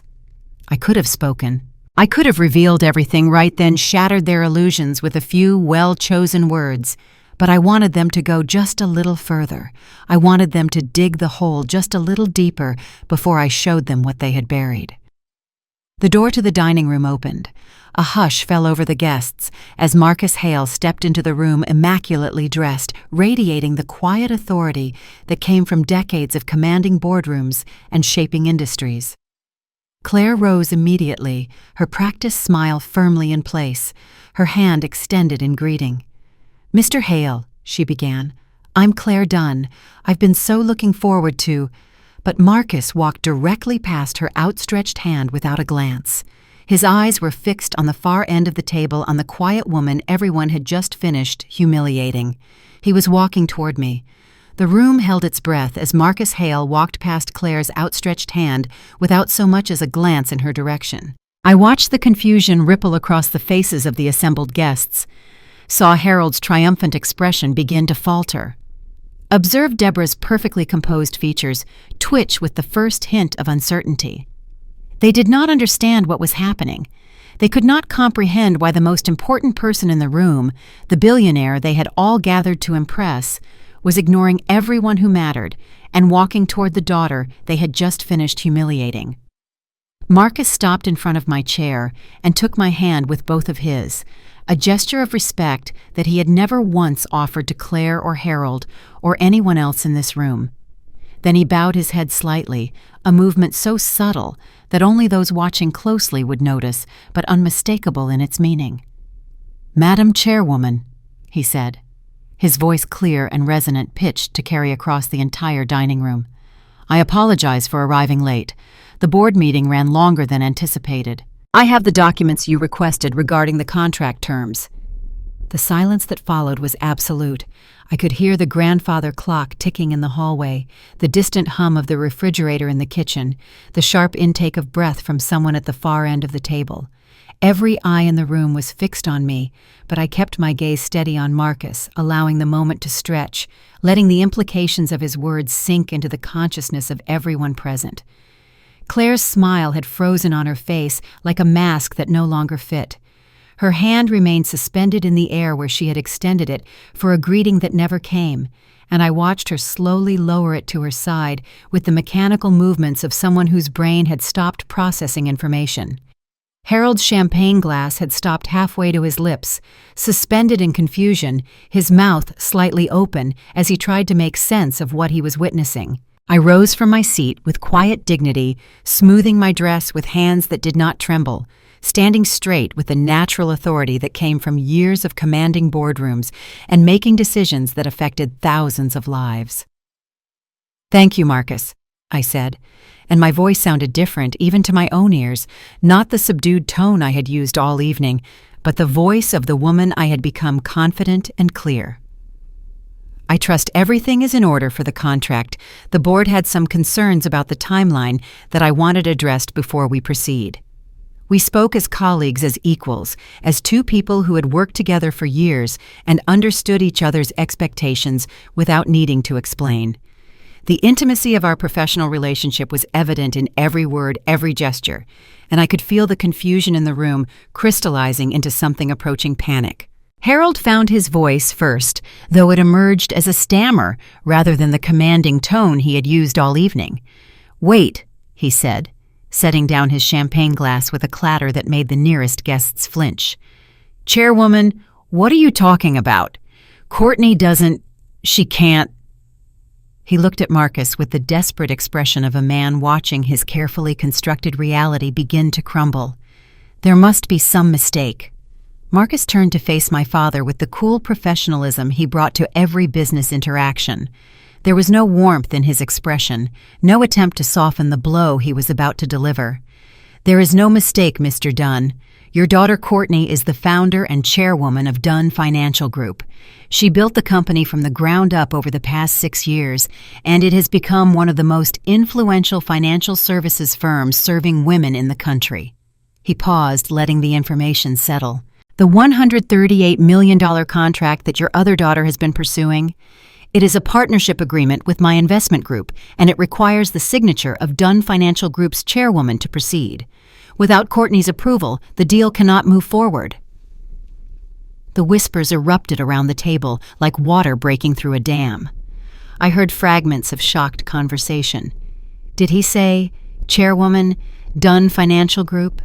That's the company from the magazine article. But I kept my attention focused on my father's face, watching the play of emotions as understanding slowly dawned. Claire had gone pale, the healthy glow of her carefully applied makeup now making her look almost clownish against her bloodless skin. She turned from Marcus to me, and back again, her mouth opening and closing, without producing sound, struggling to reconcile the sister she had dismissed with the powerful businesswoman Marcus was describing. Deborah's practiced smile had crumbled entirely, replaced by an expression of naked shock that stripped away years of careful social conditioning. For the first time since I had known her, she looked old. "That's impossible," Harold said, and his voice had lost all its earlier confidence. He was speaking to himself as much as to anyone else, trying to deny what was becoming undeniable. "You're nobody. You left this house with nothing. You didn't have connections. You didn't have money. You didn't have—" He trailed off, unable to finish the sentence, unable to list all the things he had deliberately withheld from me. I met his eyes steadily, allowing him to see the woman I had become, not the wounded child he had pushed out of his life, but the leader who had built an empire from the ashes of his rejection. "I left with nothing you gave me," I said, and my voice was calm, measured, utterly controlled. "That's true. You made sure of that. You gave me no money, no support, no connections, no encouragement. You gave me nothing but the certainty that I was unwanted and the determination to prove that I could survive without you." I paused, letting the words sink in. "What I built alone. Every success, every achievement, every dollar my company has earned, I created all of it, without a single contribution from this family. You threw me away and I turned myself into someone you could never have imagined." The room was utterly silent now. Even the whispers had stopped as guests absorbed the magnitude of what was unfolding before them. Harold's face had gone gray, the arrogant patriarch of an hour ago, replaced by a confused old man confronting the consequences of choices he had made decades ago.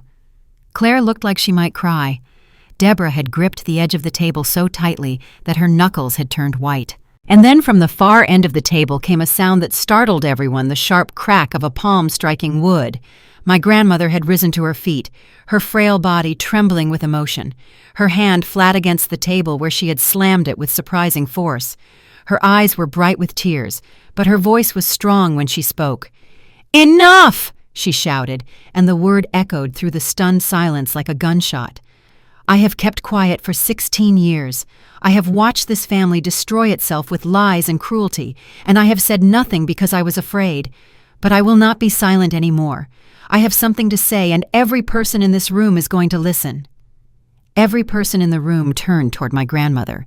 She stood at her place at the table, her frail frame trembling, but her spine straight, her chin lifted with a dignity I had not seen in her for many years.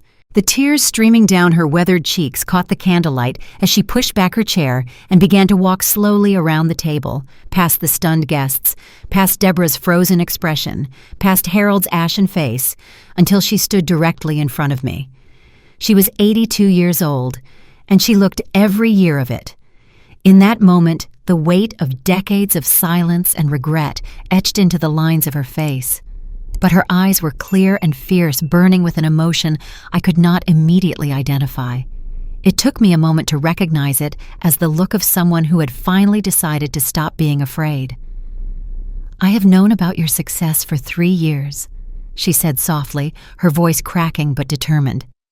"I was sitting in my doctor's waiting room and there was a magazine on the table.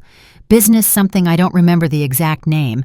I was flipping through it to pass the time, and I saw an article about a company called Dunn Financial Group. There was a photograph of the founder." She reached out and touched my face with trembling fingers. I recognized my granddaughter immediately. You have your mother's eyes. I would know them anywhere. The tears I had forbidden myself to shed all evening threatened to spill over. I had not known she knew. All these years I had assumed my grandmother was as ignorant of my success as the rest of the family, that she had written me off along with everyone else. But she had been watching. She had been following my journey from a distance, proud, but unable to reach out.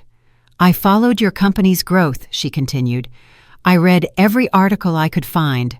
I watched interviews on that computer at the library the young librarian helped me figure out how to use it. I saw you speak at a conference once on a video. You were so confident, so articulate, so much like Eleanor, that I had to stop the video and cry." Her voice broke, but she pressed on. "I have been so proud of you, Courtney. So incredibly proud, and so ashamed that I stayed silent. So ashamed that I never reached out, never told you that someone in this family was watching you succeed and celebrating every milestone." She turned then to face Harold, and her expression transformed from tenderness to something harder, something that had been building for 16 years. My father took an involuntary step backward, as if physically pushed by the force of her gaze. "I watched you push her away," my grandmother said, and her voice grew stronger with each word. "For 16 years, I watched you treat your own daughter like she was less than nothing. I watched you let Deborah poison this family against her. I watched you choose the easy path over the right one again and again until there was nothing left of the son I raised." She took a step toward him, and Harold flinched. I tried to speak up. "Do you remember when Courtney was 14, I told you that the way Deborah treated her was wrong? Do you remember what you said?" Harold's mouth opened, but no sound came out. "You told me to mind my own business," my grandmother answered for him. "You said that Deborah was your wife, and that family matters were between you and her.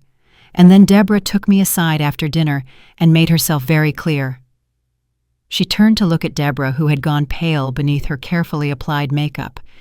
"She told me that if I caused trouble, if I continued to defend Courtney, I would no longer be welcome in this house. She said I would never see Claire again. She used my love for my granddaughter as a weapon against me." The room was utterly silent. I could hear my own heartbeat pounding in my ears. "I was a coward," my grandmother said, and the words seemed to cost her something essential. "I chose access to one grandchild over protecting another. I told myself that staying close to the family was better than being shut out entirely, that I could help Courtney more from the inside than from the outside. But that was a lie I told myself to make the cowardice easier to bear. The truth is that I was afraid. I was old and alone and afraid of losing the only family I had left. So I stayed silent while my granddaughter was pushed out of her own home, and I have never forgiven myself for that choice." She turned back to me and took both of my hands in hers. Her grip was surprisingly strong, her fingers cold but steady. "Your mother was my favorite daughter-in-law," she said, and I heard a soft gasp from somewhere in the room, perhaps from Deborah, who had always believed she held that position. "Eleanor was kind and brilliant and full of light, and when she died, something in this family died with her. I should have protected you after she was gone. I should have fought for you the way she would have fought. I failed her, and I failed you, and I will carry that failure to my grave." She squeezed my hands tightly, her eyes searching my face for something forgiveness, perhaps, or understanding. "But today, watching them humiliate you while you sat there, knowing exactly who you are, refusing to break, refusing to give them the satisfaction of seeing you hurt, I saw your mother's strength in you. Eleanor would be so proud of the woman you have become. She would be proud of everything you have built and everything you have survived." My grandmother's voice dropped to a whisper that somehow carried across the entire room. "You are her legacy, Courtney. Not this family. Not this house. You." She released my hands and turned to face Harold one final time. When she spoke, her voice was cold and final, the voice of a mother passing judgment on her own son. "You don't deserve a daughter like Courtney," she said. "You never did. And I hope you spend the rest of your life understanding exactly what you threw away." The room was deathly quiet. Harold looked like he had been struck. Claire had tears streaming down her face, though whether from shock or guilt or something else entirely, I could not tell. Deborah's mouth moved silently, searching for words that would not come. Her legendary composure shattered beyond repair. Into that heavy silence, Marcus stepped forward and placed a folder on the table. The sound of paper against wood seemed unnaturally loud. "There is more your family doesn't know," he said quietly, his voice cutting through the tension like a blade. "About how Courtney survived those years alone, about the struggles she faced while you were here enjoying your comfortable lives." He looked directly at Deborah, and about what you did to her, what you deliberately kept from her, that made her journey so much harder than it ever needed to be. Marcus opened the folder he had placed on the table, but he did not immediately reference the documents inside. Instead, he looked around the room at the assembled guests, at the family members frozen in various states of shock at the woman who had just delivered a devastating condemnation of her own son. When he spoke, his voice carried the calm authority of a man accustomed to commanding attention in rooms far more hostile than this one. "Most of you assume that Courtney's success came from nowhere," he began, "that she somehow stumbled into building one of the most respected financial services companies in the country through luck or circumstance. But that is not the full story. Courtney earned every achievement through her own intelligence and determination, but she was not entirely without support. She had allies that her mother arranged for her before she died." I watched the confusion ripple across the faces around the table. They did not understand what Marcus was saying, could not comprehend how a woman who had been dead for over 2 decades could have played any role in my success. "Courtney's first investor was a man named Robert Chen," Marcus continued. "He is a retired venture capitalist who made his fortune in the technology sector during the 1990s. More importantly, he was Eleanor Dunn's closest friend and colleague for many years. They worked together on research projects, supported each other's careers, and maintained a friendship that lasted until the day Eleanor died." Harold's face had gone slack with shock. I could see him struggling to process this information, trying to remember if he had ever known about Robert Chen, if Eleanor had ever mentioned him. But of course, she had not. My mother had learned long before her death that Harold could not be trusted with anything important. "Before she passed, Eleanor left Courtney a letter," Marcus said. "In that letter, she included Robert Chen's contact information and a simple instruction if Courtney ever felt completely alone, she should call him. But there was a condition. Robert was not to seek Courtney out. He was not to interfere in her life unless she reached out first. Eleanor wanted her daughter to find her own strength before accepting help. She wanted Courtney to prove to herself that she could survive, so that when support finally came, it would be a partnership rather than a rescue." I thought about those years of struggle, the cold apartments, and the instant noodles, and the bone-deep exhaustion of working multiple jobs while maintaining my grades. I had believed I was utterly alone. I had believed that no one in the world cared whether I lived or died. But my mother had been watching over me the entire time, her love working in the background, waiting for me to be ready. "When Courtney finally called Robert Chen 8 years after her mother's death, he was waiting," Marcus said. "He had honored Eleanor's wish for nearly a decade, never reaching out, never interfering, simply waiting for the call that might never come. And when it did, he was ready to help. He invested $50,000 in Courtney's first business venture, not as charity, but as a genuine investment in her potential. That money, combined with Courtney's own brilliance and determination, was the foundation on which she built everything that followed." The room absorbed this information in heavy silence. I could see people recalculating their understanding of my story, adjusting their assumptions about how I had risen from nothing to become the woman Marcus treated with such respect. "But Robert Chen was not the only ally Eleanor arranged," Marcus continued, and his voice grew softer, more personal. "Before she died, Eleanor also wrote to me.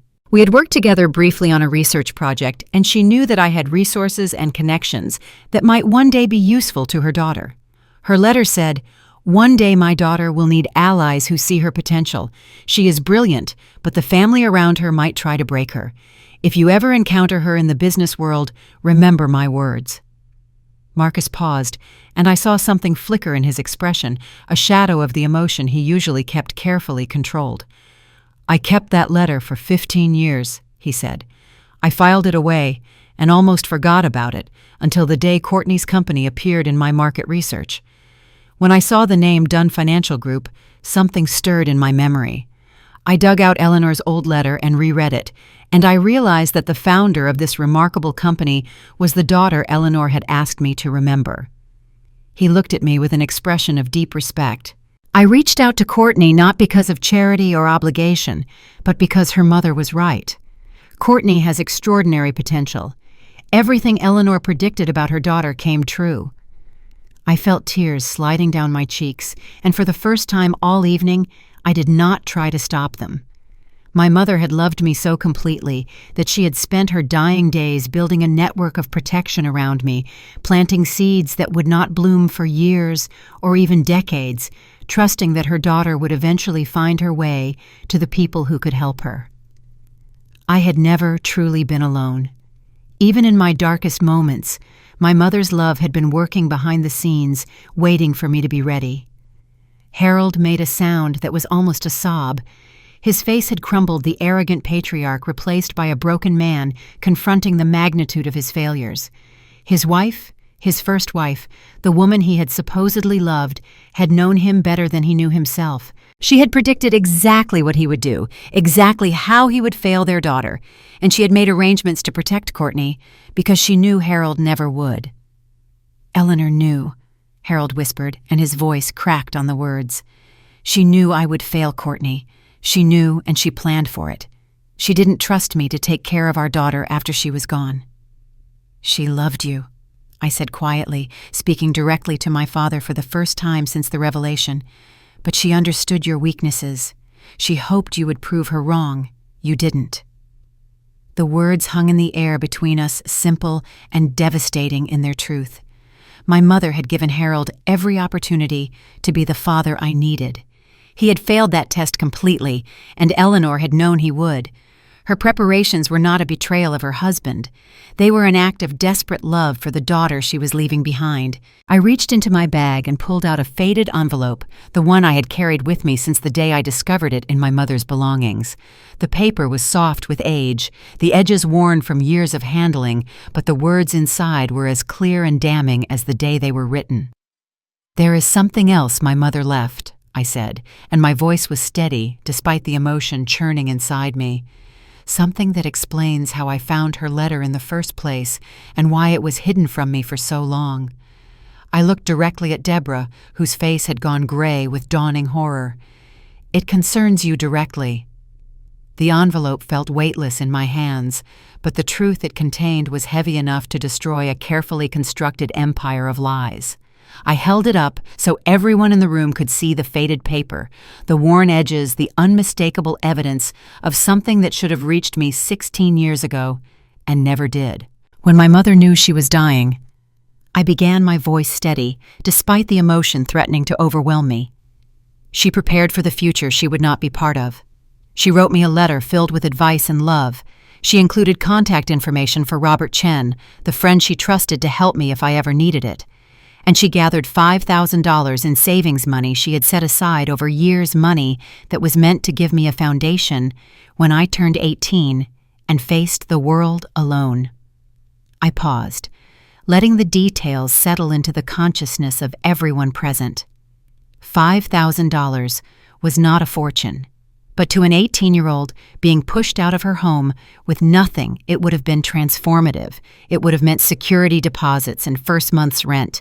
It would have meant textbooks and proper meals. It would have meant the difference between struggling to survive and having space to actually build something. "My mother put all of this into an envelope," I continued. "She sealed it and gave it to someone she trusted, someone who had recently become part of our family, someone who promised to care for me after she was gone." I looked directly at Deborah, whose face had gone the color of old paper. She asked Deborah to give this envelope to me when I turned 18. She trusted Deborah. That was her only mistake. I reached into my bag again and pulled out a second document, a receipt that Robert Chen had helped me obtain years ago, after I had told him the full story of how I found my mother's letter hidden in the attic, instead of delivered to me on my birthday as intended. The receipt was a record from the hospice where my mother had spent her final days documenting the personal effects she had entrusted to various family members before her death. "This is proof that Deborah received the envelope," I said, holding up the document so the signature at the bottom was clearly visible. "She signed for it on the day my mother died. She took possession of everything my mother wanted me to have: the letter, the contact information, the money, and she never gave any of it to me. I found these things by accident 16 years later, hidden in a box in the attic that I was told had been thrown away." Every eye in the room turned to Deborah. She sat frozen in her chair, her carefully maintained composure crumbling like a sandcastle before a wave. The color drained from her face, then rushed back in blotches of red that spread across her cheeks and down her neck. Her mouth opened and closed several times before she managed to produce sound. "I was protecting you," she stammered, her voice thin and desperate. "You were so young, so emotional. I thought the letter would upset you, and the money you needed to learn independence. Giving you $5,000 would have made you lazy, would have taught you that you could rely on handouts instead of hard work. I was doing what was best for you." The lie was so transparent, so pathetically inadequate, that several guests actually shifted uncomfortably in their seats. Even people who had never met me before tonight could see through Deborah's excuse. She had not been protecting me. She had been eliminating me.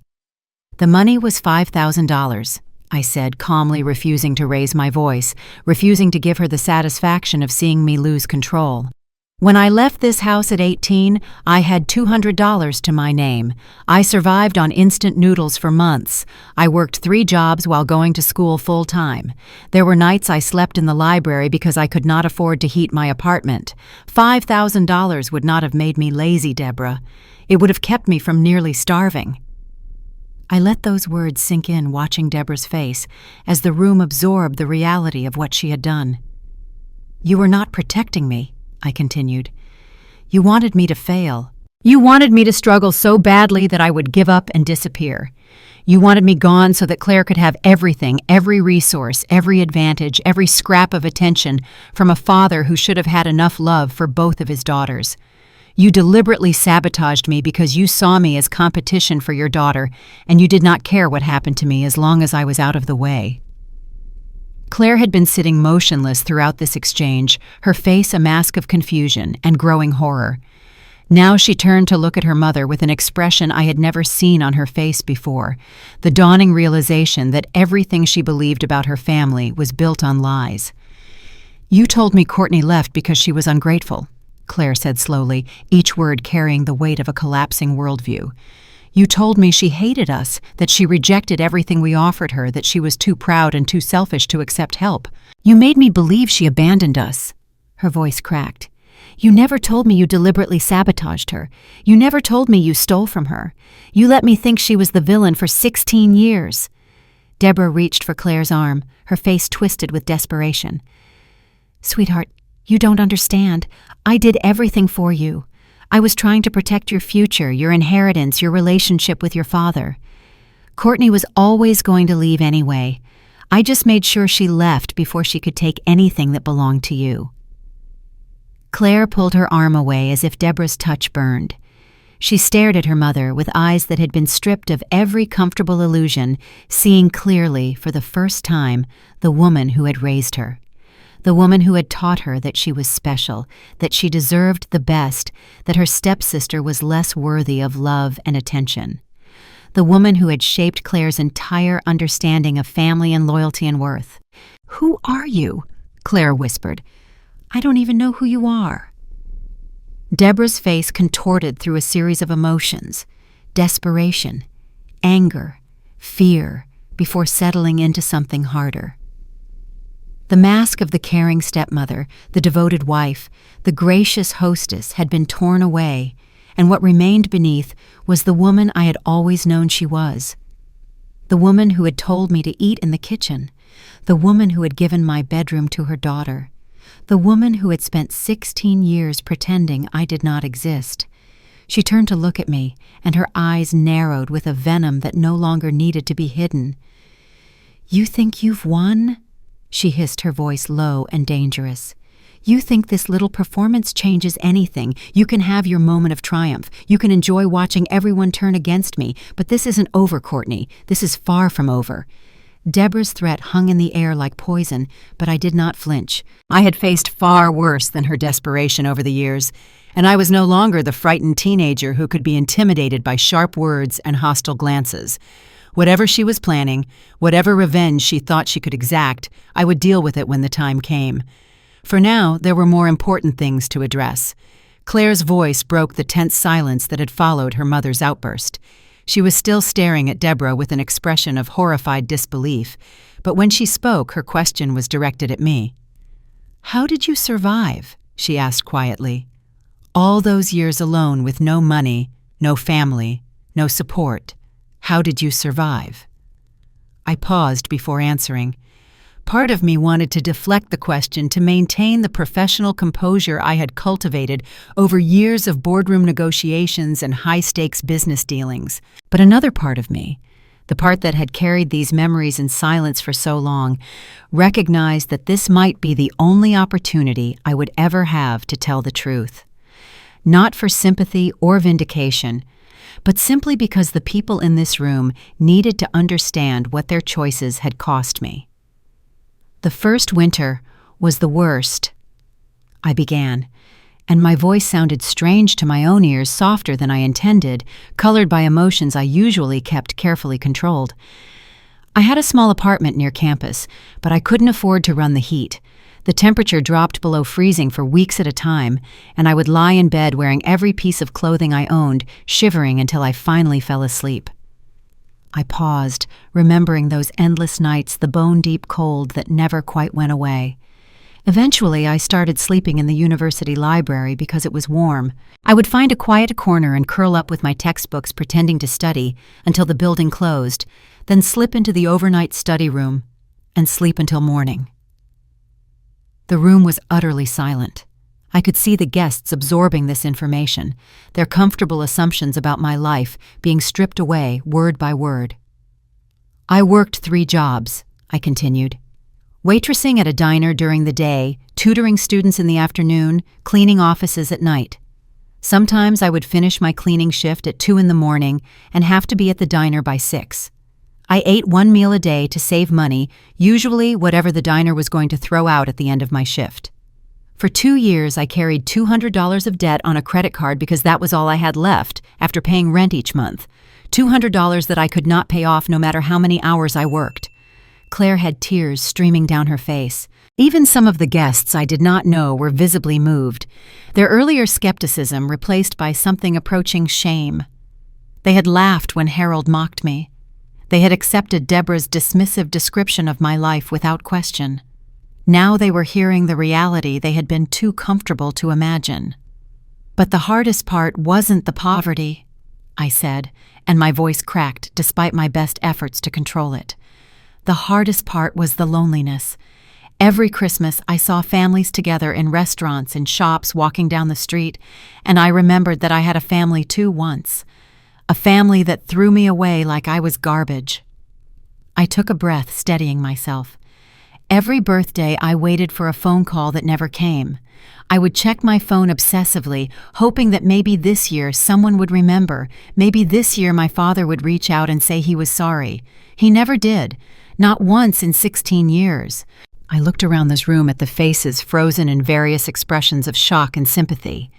I spent years wondering if there was something fundamentally wrong with me, I admitted. Something that made me unlovable. I thought maybe I deserved to be abandoned. Maybe I was broken in some way that everyone could see except me. It took years of therapy to understand that the problem was never me. The problem was a family that chose convenience over love, that sacrificed a child to avoid discomfort, that let a woman like Deborah dictate who was worthy of belonging and who had to be erased. Harold made a sound that was half sob, half moan. I turned to look at him and found that his composure had finally completely shattered. The arrogant patriarch who had mocked me an hour ago was gone, replaced by a broken man confronting the full weight of what he had done. He slid from his chair and knelt on the floor, his expensive suit crumpling against the hardwood, his face contorted with an emotion that looked almost like physical pain. "Courtney," he said, and his voice cracked on my name. "I'm sorry. I'm so sorry." He looked up at me with eyes that were red and wet, all pretense stripped away. "I was weak. I was so weak. You look so much like Eleanor, and every time I saw your face, I was reminded of everything I had lost. It was easier to look away than to face that pain." He pressed his hands against his thighs, as if trying to ground himself, trying to find the strength to continue. "And I was jealous." He admitted the words seeming to cost him everything. "You were so much like her, smart, determined, unwilling to back down. I saw the way you were going, and I knew you would outshine Claire. I knew you would become something extraordinary, and I was afraid of what that would mean for the family I had built with Deborah." His voice dropped to barely a whisper. "So I chose the easier path. I ignored you. I let Deborah push you out. I told myself you would be fine, that you were strong enough to survive on your own, that you didn't really need me anyway." He shook his head, tears falling freely now. I told myself lies because the truth was too ugly to face. The truth is that I was a coward. I sacrificed my own daughter because I was too weak to stand up to my wife, too afraid to deal with the memory of Eleanor, too selfish to do the hard work of loving you the way you deserved. He looked up at me with devastated eyes. I am so sorry, Courtney. I am so deeply, deeply sorry. The room held its breath, waiting for my response. I looked down at my father, kneeling on the floor, broken and weeping, finally telling the truth after 16 years of silence and neglect. Part of me had waited my entire adult life to hear these words. Part of me had imagined this moment countless times, wondering how it would feel to finally receive the acknowledgement I had craved since childhood.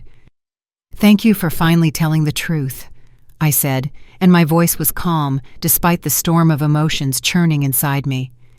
"I have waited 16 years to hear you admit what you did and why you did it. That admission means something to me."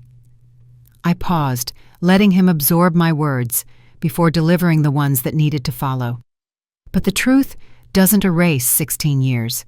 It doesn't give me back the childhood I lost, or the family I deserved, or the years I spent wondering if I was worthy of love. An apology is a beginning, not an ending.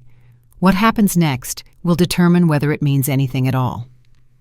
The week following the Christmas dinner passed in a strange haze of unresolved emotion. I returned to my office expecting the situation to settle into whatever new normal would emerge from the wreckage of that evening. Harold had reached out twice with messages I had not yet answered. Claire had sent a tentative text asking if we could talk. Even my grandmother had called her voice warm, with a pride she no longer felt the need to hide. I thought the worst was over. I thought Deborah's threat had been nothing more than the desperate words of a woman watching her carefully constructed world collapse around her. I was wrong. On Monday morning, my assistant intercepted me before I could reach my office. Her face was pale, her normally composed demeanor replaced by barely controlled alarm. "There's something you need to see," she said, pressing a tablet into my hands. "It went live an hour ago. The phones have been ringing non-stop." The article filled the screen with a headline designed to destroy Dunn Financial CEO, a story of triumph or family manipulation. Below the headline was a photograph of me, not the professional headshot from our company website, but a candid image that made me look harsh and calculating.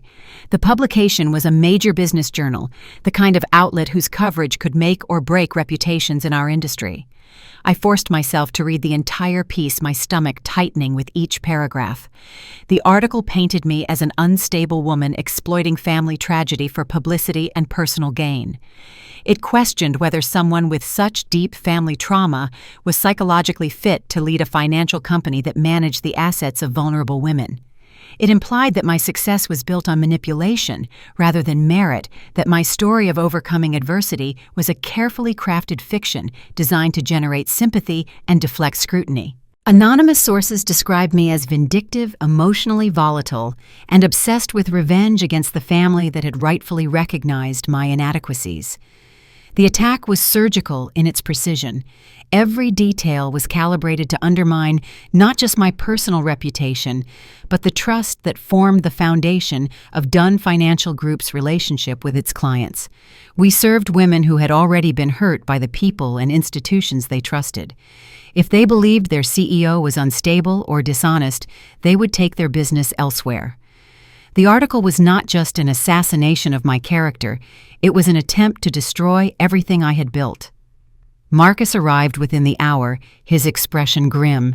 He had already begun tracing the source of the attack, and what he discovered confirmed my worst suspicions.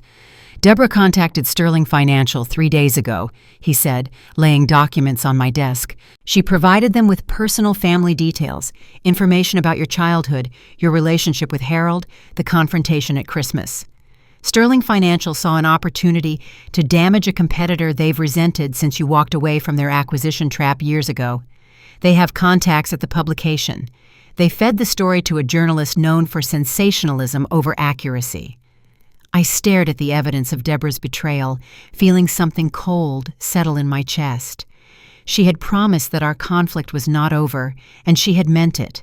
Unable to defeat me within the family, she had reached outside for allies who shared her desire to see me destroyed. Sterling Financial wanted revenge for the deal I had refused to sign, for the humiliation of having their predatory tactics exposed.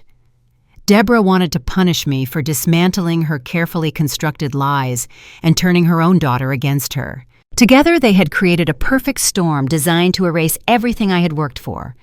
For a moment, just a moment, I felt the familiar fear of my childhood rising in my chest.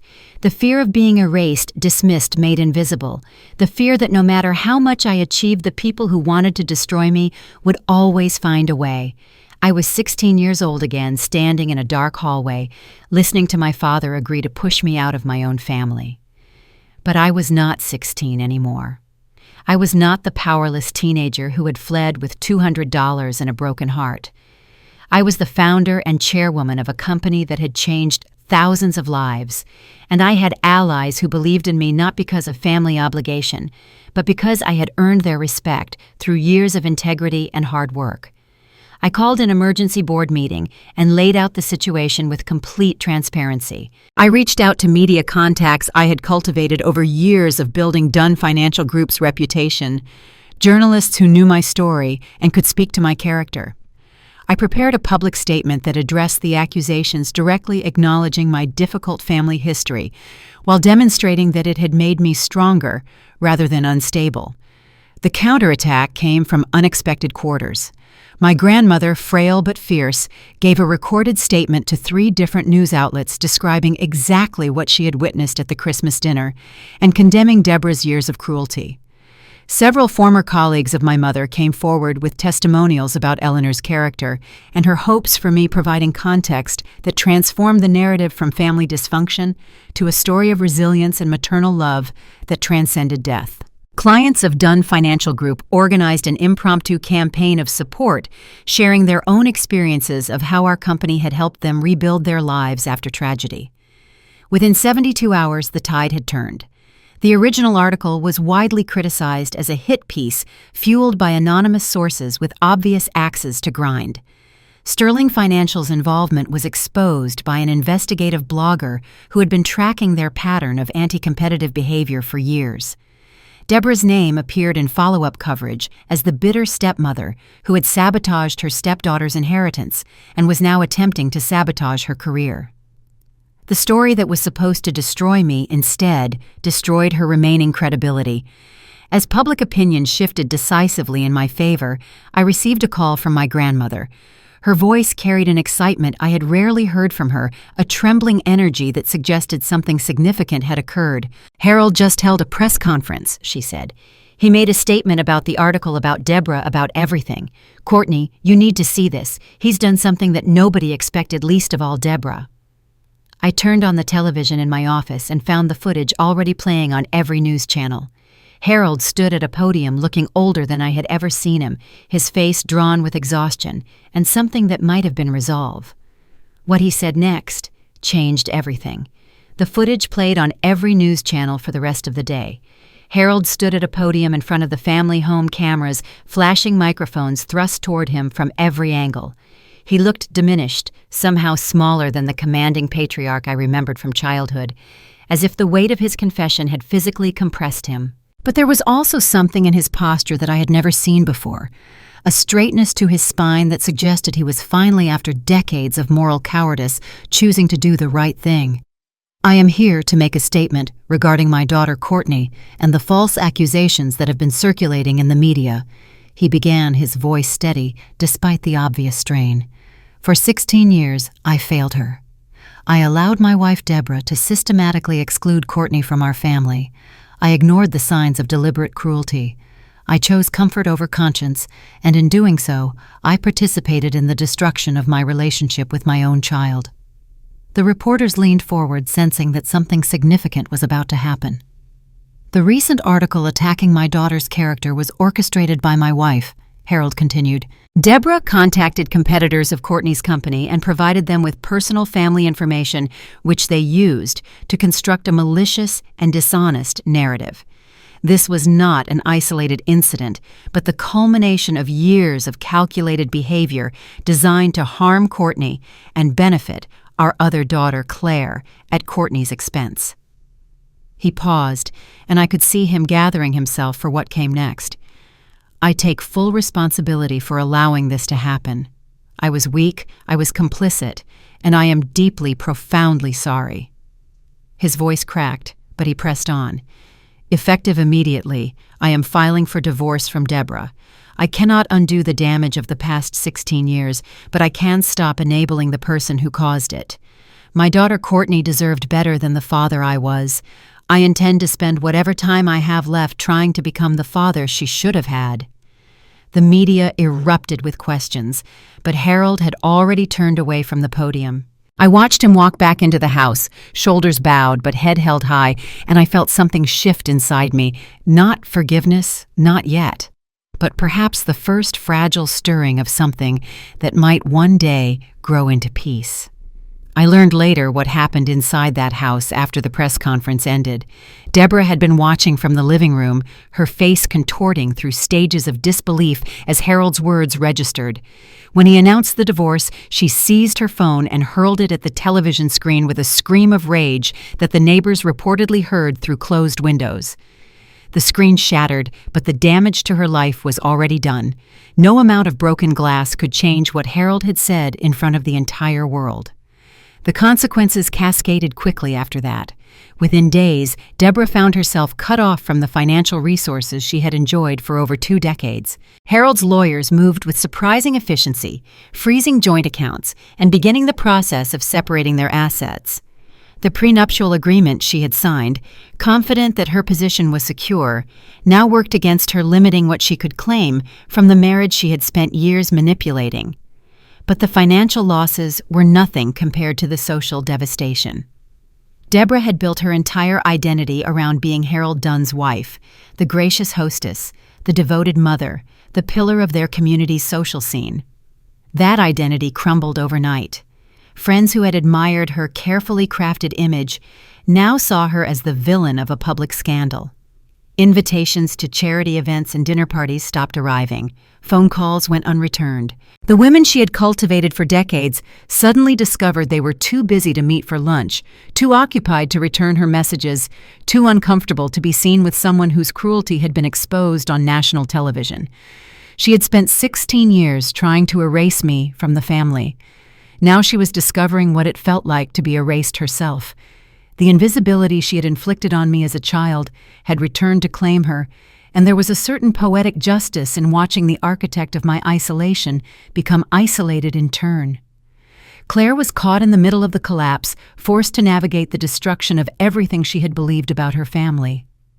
I heard fragments of what happened through my grandmother, who maintained contact with both of us during those turbulent days. Claire had retreated to a hotel after the Christmas dinner, unable to face either of her parents, spending days in solitary reflection as she tried to reconcile the mother she thought she knew with the woman whose actions had been exposed. After nearly a week of soul-searching, Claire visited Deborah one final time. I was not present for that conversation, but my grandmother told me what Claire shared with her afterward. Claire had found her mother in the family home surrounded by boxes as she prepared to move out. Deborah had aged visibly in the days since the press conference. Her carefully maintained appearance neglected her eyes red from crying, or rage, or both. When Claire walked in, Deborah immediately launched into a tirade about betrayal and ingratitude, about how she had sacrificed everything for her daughter, only to be abandoned when she needed support most. Claire let her finish. Then she spoke the words she had been rehearsing for days. "I love you, Mom," Claire said. "Part of me will always love you because you raised me and cared for me and gave me opportunities that Courtney never had. But I can't defend what you did. I can't pretend that stealing from a grieving child was acceptable. I can't ignore that you spent 16 years teaching me to hate my own sister based on lies you invented."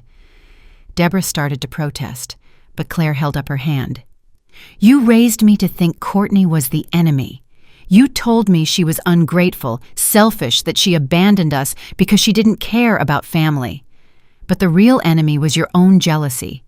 You saw a little girl who reminded your husband of the wife he lost, and instead of showing compassion, you decided to destroy her. That's not protection.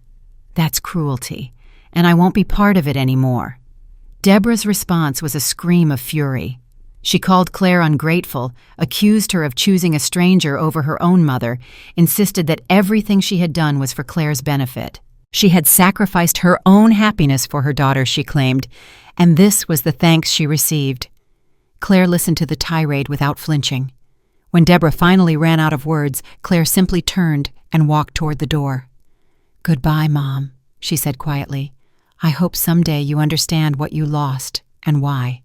The door closed behind her with a soft click that my grandmother described as the most final sound she had ever heard. It was the end of Deborah's reign over the Dunn family, the closing punctuation on decades of manipulation and cruelty. 3 days later, Claire appeared at my office. My assistant announced her with obvious uncertainty, unsure whether I would want to see the half-sister who had been complicit in my mistreatment for so many years. I hesitated for only a moment before telling her to send Claire in. She stood in my doorway, looking younger than her 31 years, stripped of the confident polish she had worn at the Christmas dinner. Her eyes were red, her clothes wrinkled her entire demeanor, suggesting someone who had not slept well in days. "Can we talk?" she asked quietly. "I need to tell you something." I gestured for Claire to sit in the chair across from my desk. She moved hesitantly, as if unsure whether she had the right to occupy space in my world, and lowered herself onto the edge of the seat with her hands clasped tightly in her lap. For a long moment, neither of us spoke. The silence stretched between us, filled with 16 years of distance and resentment, and the strange new uncertainty that had replaced the old familiar hostility. "Thank you for seeing me," Claire finally said. "I wasn't sure you would." "I wasn't sure either," I admitted. "But you're here. Say what you came to say." She nodded, still unable to meet my eyes. Her gaze remained fixed on her hands on the expensive manicure that was beginning to chip on the designer watch that suddenly seemed obscene, given what we both now knew about how her comfortable life had been purchased. "I need to confess something," she said, and her voice trembled with the effort of forcing the words out. "After Marcus revealed who you were at the Christmas dinner, after everything came out about Mom and what she did to you, she pulled me aside before we left. She was furious, more furious than I had ever seen her, and she told me what she expected me to do." I waited, saying nothing, giving her the space to continue at her own pace. "She said I should get close to you, pretend to reconcile, act like I wanted to be your sister, like I was horrified by what she had done and wanted to make amends." Claire's voice grew smaller with each sentence. "She told me to learn your weaknesses, figure out how your company operates, find the pressure points that could be used against you, and then use that information to take your position. She said it was the only way to save our family, the only way to protect everything we had built." The confession did not surprise me. I had suspected something like this from the moment Claire appeared at my office door. Deborah had spent decades training her daughter to see me as competition, to view my success as a threat to prioritize the family's interests above all else. It would have been completely in character for her to attempt one final manipulation, using Claire as a weapon, even as her own power crumbled. "And what did you decide?" I asked, keeping my voice neutral. Claire finally looked up, and I saw the devastation in her eyes, the look of someone whose entire understanding of themselves had been shattered and not yet rebuilt. "I was going to do it," she whispered. "That's what I need you to understand. When Mom first told me the plan, I didn't even question it. I was so trained to follow her, so conditioned to see you as the enemy, that my first instinct was to agree. I thought about how to approach you, what lies I would tell, how I would pretend to care about you, while secretly gathering information to destroy you." She pressed her hands against her face, shame radiating from every line of her body. "I was going to betray you all over again. After everything that came out at Christmas, after learning what Mom did to you as a child, my first response was still to follow her instructions. That's how deep the programming went. That's how thoroughly she shaped me into her weapon." I remained silent, letting her confession unspool without interruption. There would be time for my response later. Right now, Claire needed to complete this unburdening, needed to lay out the full truth before either of us could decide what came next. "But then I heard you talk about your struggles," Claire continued, lowering her hands to look at me directly. "At the dinner when you described what you went through, the cold apartments, the hunger, the loneliness, the fear. I couldn't stop thinking about it afterward. For days your words kept replaying in my mind. The first winter, you said. You couldn't afford heat. You slept in a library because it was the only warm place you could find." Her voice cracked, and tears began to slide down her cheeks. "And I realized something horrible. While you were starving, I was eating 3 meals a day without ever thinking about where the food came from. While you were freezing, I was complaining that my bedroom was too warm in summer. While you were working 3 jobs and sleeping in libraries, I was attending private schools and taking vacations and assuming that I deserved every privilege I had been given." She shook her head slowly. "My entire life, everything I have, everything I've achieved, every comfort I've ever known was built on your pain. Mom convinced Dad to throw you away, and I inherited everything that should have been shared between us." The tears were flowing freely now, but Claire made no move to wipe them away.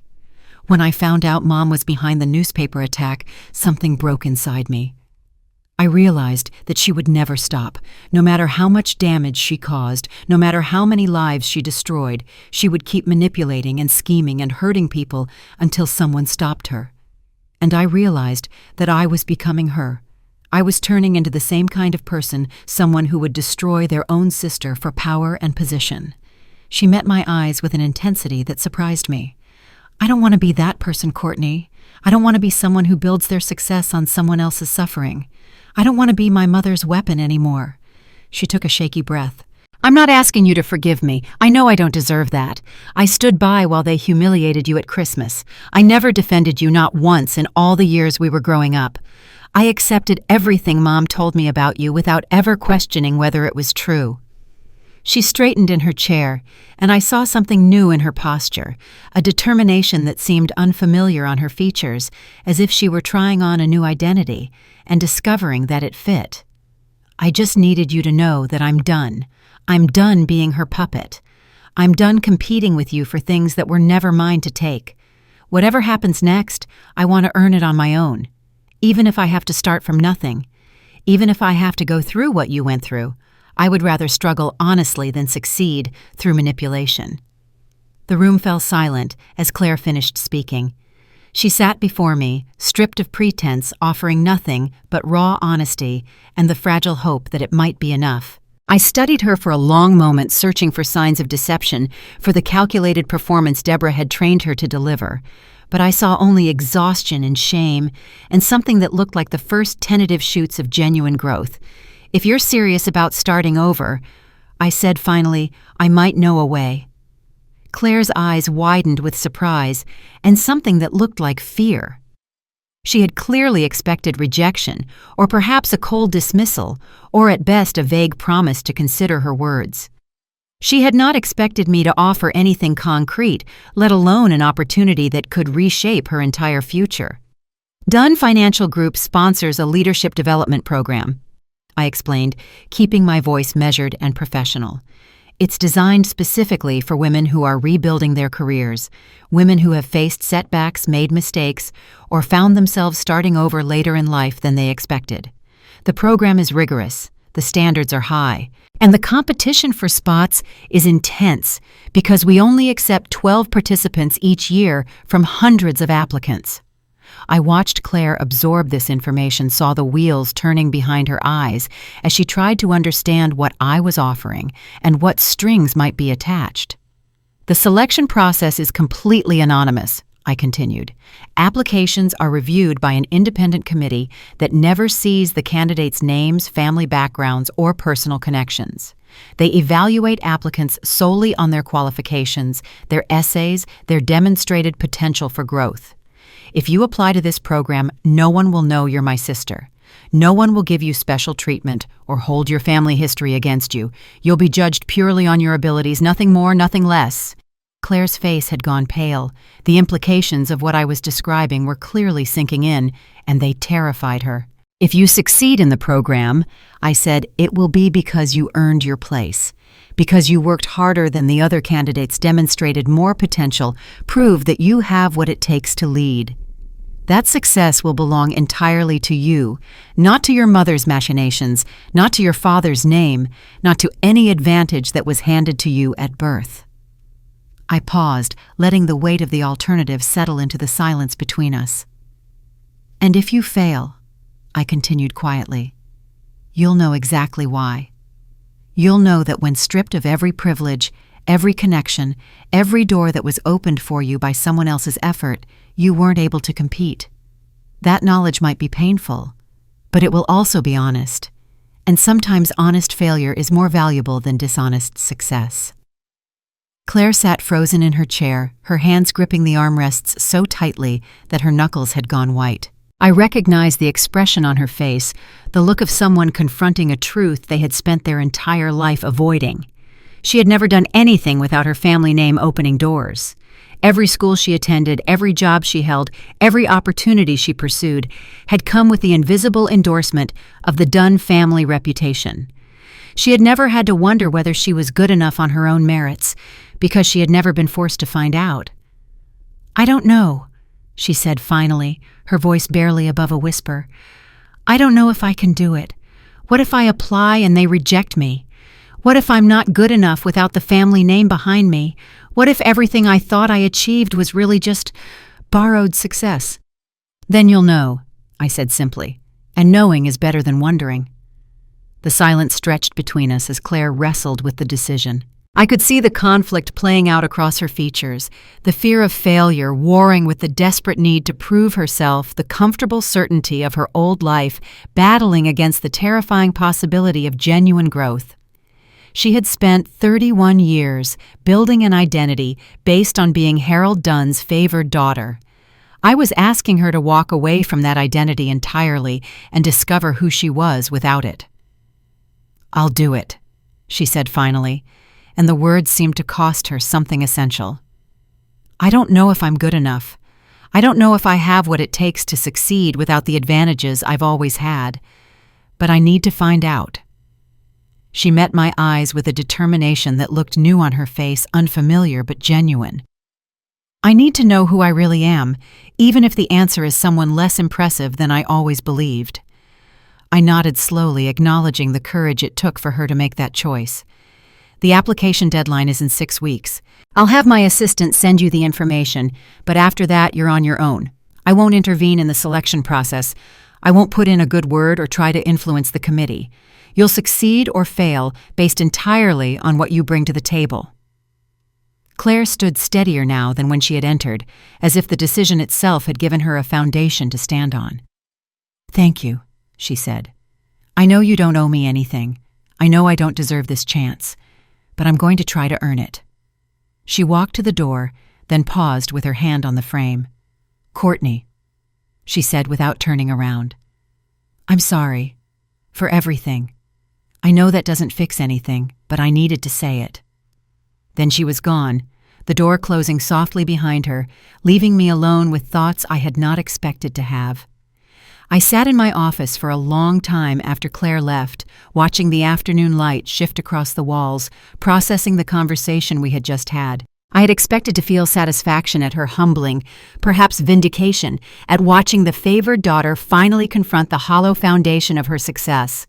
Instead, I felt something entirely different, something that surprised me with its warmth and fragility. I felt hope, not hope for a perfect sisterly relationship. Too much damage had been done over too many years for that kind of healing. The wounds Claire had inflicted through her silence, her complicity, her willing acceptance of advantages that came at my expense, would not disappear simply because she had apologized. Trust, once broken so thoroughly, could not be rebuilt with a single conversation, no matter how honest. But I felt hope that one person in my family might finally break the cycle. Claire had been raised from childhood to see competition as a zero-sum game, to believe that her success required my failure to view relationships through the lens of what could be extracted, rather than what could be built together. Deborah had shaped her daughter into a weapon, a tool for advancing the family's interests at any cost to anyone who stood in the way. Perhaps Claire could learn a different way. Perhaps she could discover what I had learned through years of building Dunn Financial Group, that true strength comes not from tearing others down, but from lifting them up. That the most sustainable success is built on foundations of integrity and mutual respect. That competition does not have to mean destruction, and that helping others succeed does not diminish your own achievements. It was a small beginning. Claire might apply to the program and fail to earn a spot. She might succeed in the program, but fall back into old patterns when the pressure mounted. She might discover that without her family's advantages, she was not the person she had always believed herself to be, and that discovery might break her rather than remake her. But she was trying. For the first time in her life, she was choosing to face the truth about herself rather than hiding behind comfortable illusions. That choice alone was more than I had ever expected from her, more than I had allowed myself to hope for during all the years I had written her off as irredeemably lost to Deborah's influence. I was still sitting at my desk, lost in these thoughts, when my phone rang. The caller ID showed my father's number, a contact I had added only recently after years of having no way to reach him and no desire to try. "Courtney," Harold's voice said when I answered. He sounded tired, older than I remembered, weighted down by the events of recent weeks. "I need to see you. There's something I have to show you. Something I should have shared years ago." "What is it?" I asked, my guard immediately rising. "It's about your mother," he said, and I heard something in his voice that might have been shame or regret or the exhaustion of carrying a secret for too long. "And a debt I've never repaid. Can you come to the house this evening, please? It's important." The house felt different when I arrived that evening. The extravagant Christmas decorations had been stripped away, leaving the rooms bare and somehow smaller than I remembered. The evidence of Deborah's departure was everywhere: empty spaces on walls, where artwork had hung gaps in bookshelves, where personal items had been removed, the subtle disarray of a home in transition. Harold met me at the door himself, no staff in sight, and led me through the familiar hallways toward his study without speaking. He looked older than he had even a week ago. The press conference and its aftermath had taken a visible toll on him, etching new lines into his face and adding a tremor to his hands that I had not noticed before.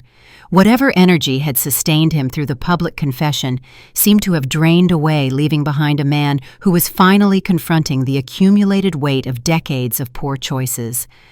The study was exactly as I remembered it from childhood. The same heavy wooden desk, the same leather chairs, the same smell of old books and furniture polish. This was the room where I had stood in the dark hallway at 16, listening to my father agree to push me out of the family. The memory surfaced with painful clarity, but I pushed it aside. Whatever Harold wanted to show me, I needed to face it with clear eyes. He walked to his desk and opened a drawer I had never seen him access before, a hidden compartment built into the wood, invisible unless you knew exactly where to look. From inside, he withdrew a single document yellowed with age and soft from years of handling. He held it for a moment, staring at it, as if gathering the courage to proceed, and then he placed it in my hands. The paper was a loan agreement, dated 30 years ago, written in the careful handwriting of two young people who had not yet learned how cruel life could be. The terms were simple. Eleanor Chen, my mother's maiden name before she became Eleanor Dunn, agreed to lend Harold Dunn the sum of $30,000 for the purpose of starting a business. The interest rate was 0. The repayment terms were flexible. It was the kind of agreement made between people who trusted each other completely, who believed their futures were intertwined beyond any legal document. But it was the handwritten note at the bottom that made my breath catch in my throat. Below the formal terms of the loan in Harold's unmistakable handwriting was a promise: when this company succeeds, 5% of annual profits will be set aside for our daughter's education and future. This is my commitment to Eleanor and to the family we will build together.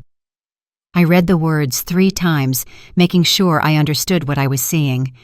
My mother had given Harold everything she had, $30,000, which must have represented years of savings to help him start the company that would become the foundation of the Dunn family fortune. And Harold had promised in writing to share that success with me. 5% of annual profits every year set aside for my future. He had never fulfilled that promise. Not once in all the years the company had operated had he set aside a single dollar for me. After my mother died, he had simply pretended the agreement did not exist. I looked up at Harold, and the expression on his face told me everything. He knew what he had done. He had known all along, and the knowledge had been eating at him for years, buried beneath layers of denial and rationalization, but never truly forgotten. "Your mother believed in me when no one else did," Harold said, and his voice was broken in a way I had never heard before. "I was nobody when we met. I had ideas but no capital ambition, but no connections. Everyone told her she was making a mistake, that I would never amount to anything, that she was throwing her future away on a dreamer who would never deliver." He shook his head slowly. She didn't listen. She took every dollar she had saved since she was 18 years old and gave it to me. No hesitation, no conditions, just faith that I would become the man she believed I could be. He sank into the chair behind his desk, his legs seemingly unable to support him any longer. "She gave me everything, Courtney. Her savings, her trust, her love. She gave me the foundation on which I built my entire career, and I repaid her by abandoning her daughter." The words came out ragged, torn from somewhere deep inside him. "After she died, I told myself that the agreement didn't matter anymore. I told myself you didn't need the money, that you were strong enough to make it on your own, that honoring a promise to a dead woman was pointless sentimentality." He looked at me with eyes that glistened with tears he was too exhausted to hide. But that was a lie. The truth is that I couldn't bear to be reminded of her. Every time I looked at you, I saw Eleanor. Your eyes, your determination, your refusal to back down. You were so much like her that being in the same room with you was physically painful. And seeing Eleanor being reminded of Eleanor forced me to confront the man I was supposed to become, the man she believed in, the man who would honor his promises and protect his daughter and build a family worthy of the trust she had placed in me. His voice dropped to barely a whisper. I wasn't that man. I became something else, someone weaker, someone who took the easy path, someone who let his second wife convince him to abandon his firstborn child.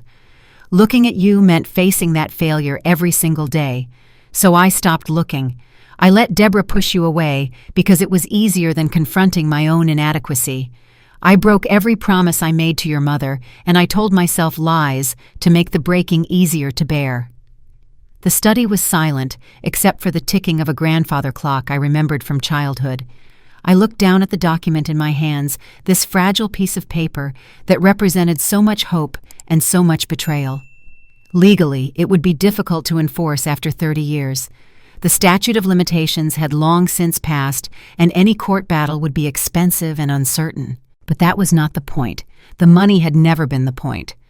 I don't want your money, I said finally, and my voice was steadier than I expected. I never did. When I left this house at 18, I didn't dream of someday claiming what was owed to me. I didn't spend years plotting how to recover the inheritance you had stolen. I looked at Harold directly, holding his gaze without flinching.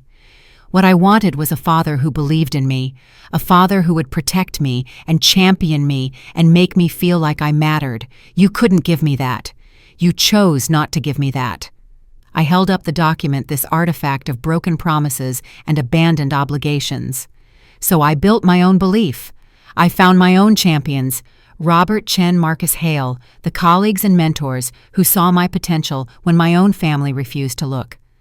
I created my own success without any help from you, without any of the money you promised my mother would go to my future.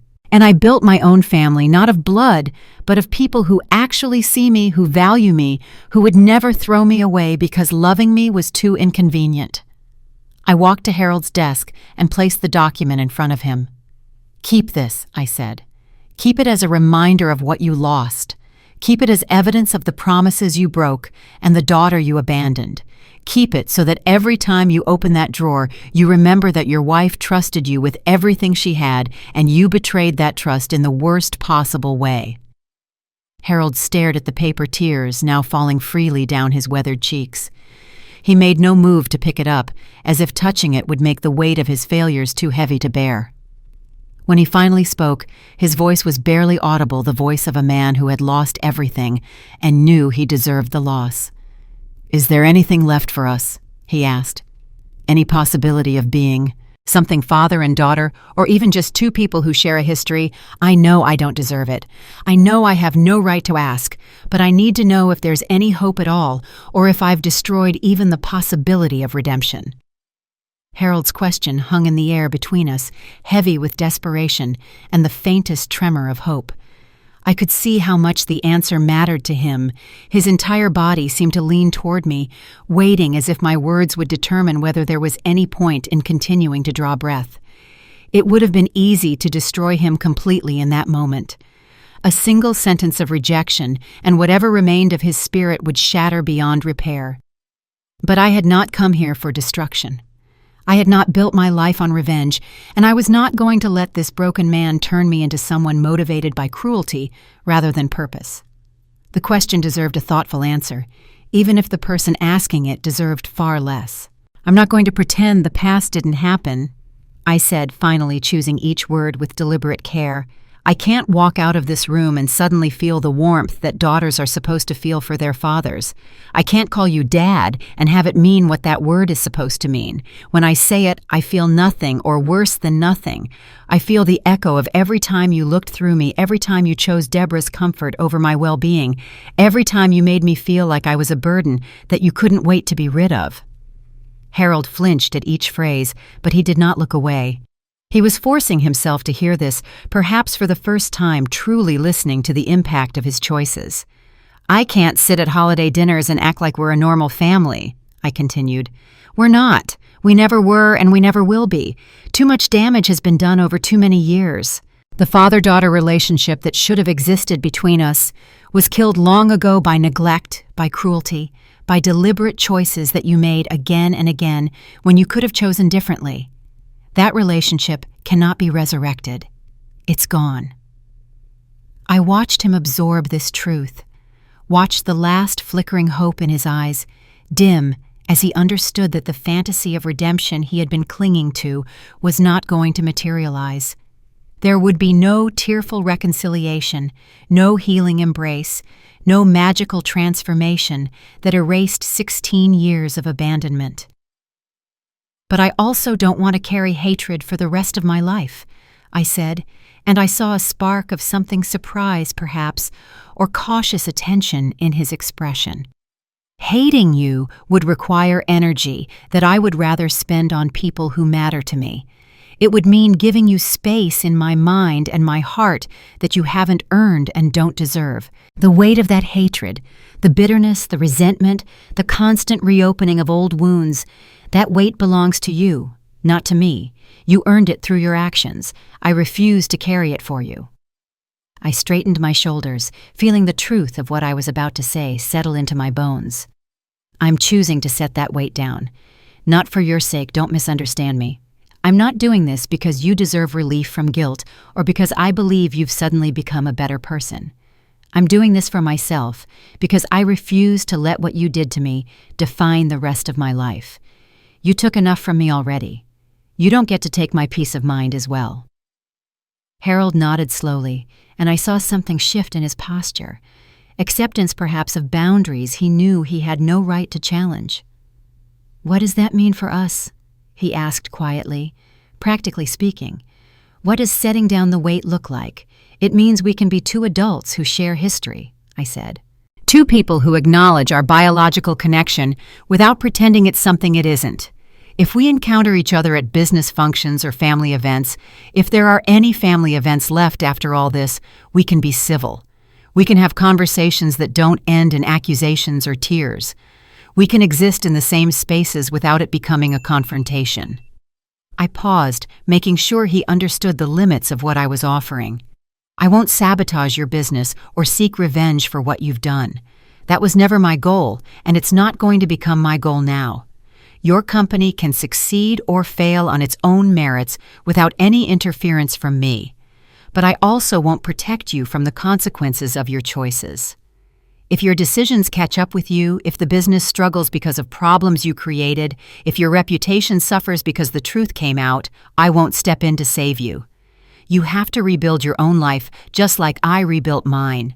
With your own effort, your own resources, your own determination. No one handed me anything, and I'm not going to hand anything to you." Harold closed his eyes for a moment, and when he opened them again, I saw resignation mingled with something that might have been respect. "Maybe in time we'll find some kind of peace," I continued. "Maybe years from now, after you've proven through consistent action that you've actually changed, we might develop something that resembles a relationship. Not the father-daughter bond that should have existed that's gone forever, but perhaps something new, something built on honesty instead of obligation." I met his eyes steadily, making sure he understood the weight of what I was about to say. "But it won't be forgiveness. Not yet. Maybe not ever. Forgiveness isn't something I owe you, and it's not something you can earn through a single confession or a few weeks of regret. If it comes at all, it will come in its own time for my own reasons. You don't get to ask for it or expect it or measure your redemption against whether I've granted it. That's not how this works." Harold nodded slowly, accepting terms he knew he deserved. The arrogance that had defined him for as long as I could remember was entirely absent, now replaced by a humility that looked foreign on his features. "Your mother would be proud of you," he said, and his voice cracked on the words. "Not because you're successful. Eleanor never cared about money or status or any of the things I spent my life chasing. She would be proud because you became everything she hoped for, strong enough to survive what we did to you, honest enough to speak the truth even when it's painful, and kind enough to offer me terms instead of condemnation, even though condemnation is what I deserve." He rose from his chair with the slow, careful movements of a man who had aged decades in a matter of weeks. "I'll try to be worthy of those terms," he said. "I don't know if I can succeed. I've been a coward and a liar for so long that I'm not sure I remember how to be anything else. But I'll try. That's all I can promise." "That's all I'm asking," I said. "The rest is up to you." I stood to leave, feeling lighter than I had when I entered the study. The conversation had not healed anything. The wounds were too deep and too old for that. But something had shifted between us. Some boundary had been established that allowed me to move forward without the weight of unfinished business dragging at my heels. As I walked out of the study and into the hallway, I found my grandmother waiting. She must have heard that I was in the house, must have positioned herself to intercept me before I left. Her eyes were bright with tears, but she was smiling a warm, genuine smile that I had rarely seen during my childhood, when she had been too afraid to openly show her affection. She stepped forward and wrapped her arms around me in a tight embrace. Her body felt fragile, diminished by age, but her grip was surprisingly strong. "You did what I never could," she whispered against my ear. "You faced him. You told him the truth. You broke the cycle of silence and denial that has poisoned this family for so long." She pulled back to look at my face, her wrinkled hands cupping my cheeks. "Now go live your beautiful life, Courtney. You've earned it. You've earned every bit of happiness that comes your way. Don't let anyone, not Harold, not Deborah, not the ghost of the past, take that away from you." I hugged her back, feeling the warmth of connection that I had craved as a child and rarely received. "Thank you," I said, "for finally speaking up, for standing with me when it mattered." She kissed my forehead, a gesture so tender that it brought tears to my eyes. "I should have done it years ago, but better late than silent forever." I walked out of the house and into the cool evening air, leaving behind the place that had caused me so much pain. The door closed behind me with a soft click, and I felt a chapter of my life closing along with it. Marcus was waiting by the car, leaning against the driver's side door with his arms crossed. He straightened when he saw me emerge, studying my face for signs of distress and finding only calm determination. "The board meeting is tomorrow," he said. "Are you ready for the next chapter?" I looked at Marcus in the fading light. This man who had been my partner and ally for years, who had believed in my potential when my own family could not be bothered to acknowledge my existence. The evening air was cool against my face, carrying the scent of autumn leaves and the distant sounds of suburban life continuing all around us, children playing cars, passing families gathering for dinner. Normal life going on as it always did, indifferent to the personal earthquakes that had just reshaped my world. "I'm ready," I said, and I meant it. Whatever had happened inside that house, whatever wounds had been reopened, and whatever boundaries had been established, I was ready to move forward. The past would always be part of me, but it no longer had the power to define my future. The board meeting the next day was procedural, a final review of terms that had been negotiated over months. But the contract signing itself was something more, a ceremony that marked a turning point not just for my company, but for the thousands of women whose lives would be touched by what we were about to build. The glass-walled conference room overlooked the city skyline, late afternoon sunlight streaming through floor-to-ceiling windows and casting golden rectangles across the polished table. Representatives from Marcus's investment group sat on one side, our legal team, and board members on the other. The documents were stacked in neat piles, each one bristling with colored tabs, marking the places where signatures were required.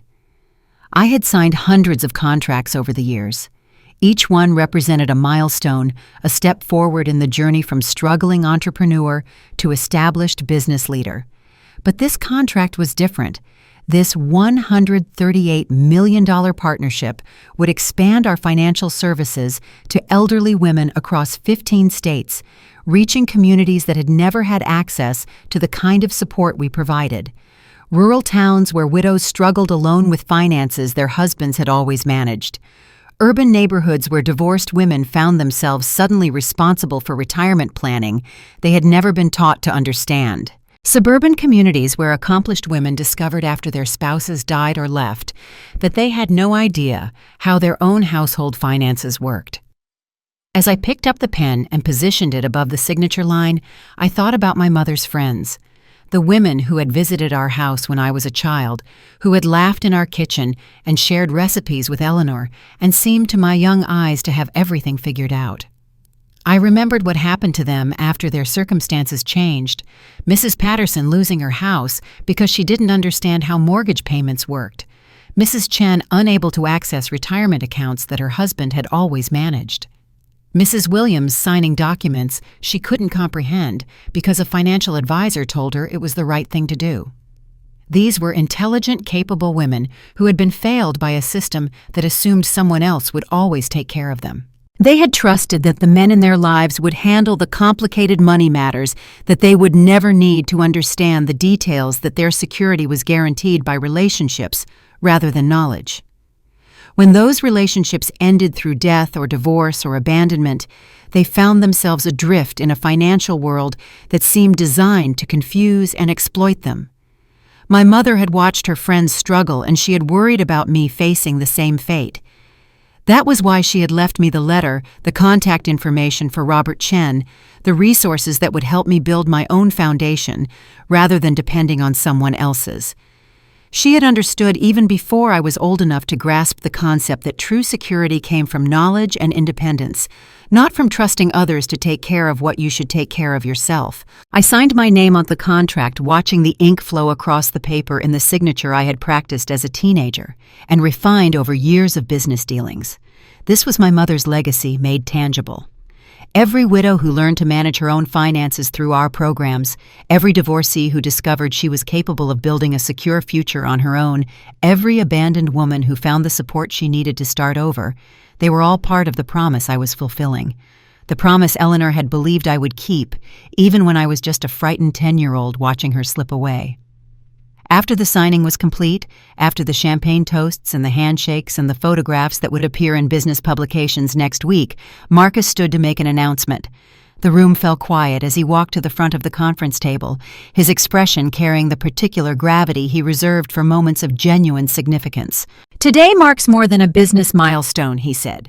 "It marks the launch of something that Courtney has been planning for years, a program that embodies everything Dunn Financial Group stands for." He looked at me with an expression of deep respect. "Courtney, would you like to explain?" I rose from my seat, feeling the weight of the moment settle around my shoulders like a mantle.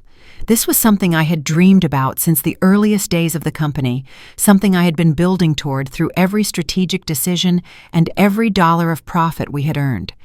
When I was 18 years old, I left my family home with $200 in my pocket and nowhere to go. I was scared and alone and completely unprepared for the world I was about to face. I survived because someone believed in me, someone who saw my potential when I couldn't see it myself. That belief changed my life. It gave me the foundation to build everything that came after. I paused, looking around the room at the faces of people who had become my colleagues, my partners, my chosen family. Today, I am announcing the launch of Rebloom, a scholarship and support program for women who are starting over after tragedy. Women who have been widowed, divorced, abandoned, or financially devastated. Women who find themselves, like I once did, facing an uncertain future with limited resources and overwhelming fear. I felt my voice grow stronger as I spoke about something that mattered more to me than any contract or profit margin. Rebloom will provide financial assistance, mentorship, career training, and emotional support to help these women not just survive, but flourish. The program is funded by Dunn Financial Group's profits, and it will carry my mother's name in spirit. Rebloom was her favorite flower, a symbol of renewal and second chances. The room erupted in applause, and I saw several people wiping their eyes. Marcus had already shared with me that applications had begun flooding in from the moment we quietly announced the program on our website. Hundreds of women had written to us, sharing their stories of loss and struggle and desperate hope. Each application was a version of me at 18, scared broke, but determined to survive. Each one represented a life we could help transform. The rest of the evening passed in a blur of celebration and planning. Teams were assigned to manage the Rebloom program. Criteria were discussed for selecting the first cohort of recipients. Stories from the applications were shared. The 62-year-old widow who had never balanced a checkbook in her 40-year marriage, the 45-year-old divorcee whose husband had hidden assets and left her with nothing, the 58-year-old woman whose children had financially exploited her after her stroke. Each story strengthened my resolve. This was why I had built Dunn Financial Group. Not for profit, not for prestige, not to prove anything to the family that had rejected me, but to ensure that women like these would never have to face their darkest moments alone. Later that evening, as I sat in my apartment reviewing the day's events, my phone buzzed with a text message. The sender was Claire, and my finger hesitated over the notification before I opened it. Our last conversation had ended with possibility rather than certainty. I had offered her a chance to prove herself, and she had accepted, but I had no idea whether she would actually follow through or whether old patterns would reassert themselves once the pressure mounted. The message was brief. I got accepted into the program. Anonymous application fair evaluation. I start next month. I read the words 3 times, making sure I understood what they meant. Claire had applied to our leadership development program, the rigorous competitive program I had told her about. She had submitted her application anonymously without leveraging her family name or her connection to me. The independent selection committee had reviewed her qualifications and her essays and her potential, knowing nothing about who she was or where she came from, and they had accepted her on her own merit. Despite everything, despite the years of complicity, despite the fresh wounds from her initial willingness to follow Deborah's schemes, despite all the reasons I had to doubt her sincerity, I found myself smiling. Claire had taken the first step. She had put herself in a position where failure was possible, where her privileged background could not protect her, where she would succeed or fail based entirely on what she brought to the table. I typed a response. "Congratulations, you earned this. The hard work starts now." Her reply came quickly. "I know, I'm ready." Whether she would ultimately succeed remained to be seen. The program was demanding, and Claire had spent her entire life being handed things she never had to work for. The adjustment would be difficult, perhaps overwhelming, but she was trying. For the first time in her life, she was choosing to face the truth about herself rather than hiding behind comfortable illusions. That choice alone represented more growth than I had ever expected from her. For the first time, I felt that something positive might emerge from all the family's wreckage, not reconciliation that was still too much to hope for, but perhaps transformation. Perhaps Claire would become someone different from the person Deborah had raised her to be. Perhaps the cycle of manipulation and competition that had poisoned our family for generations could finally be broken. I set down my phone and looked out the window at the city lights spreading across the darkness below. So much had changed in such a short time. The family that had rejected me was in ruins, scattered and transformed by the revelations of the past weeks. But from those ruins, something new was beginning to grow. Rebloom was launching. Claire was starting over. My grandmother had finally found her voice. Even Harold, broken as he was, seemed to be attempting some kind of genuine change. A week later, an invitation arrived that would give me the opportunity to share everything I had learned, not just with my family, but with women across the country who were facing their own struggles, their own moments of despair, their own decisions about whether to give up or fight forward. The National Women's Financial Conference had invited me to deliver the keynote address.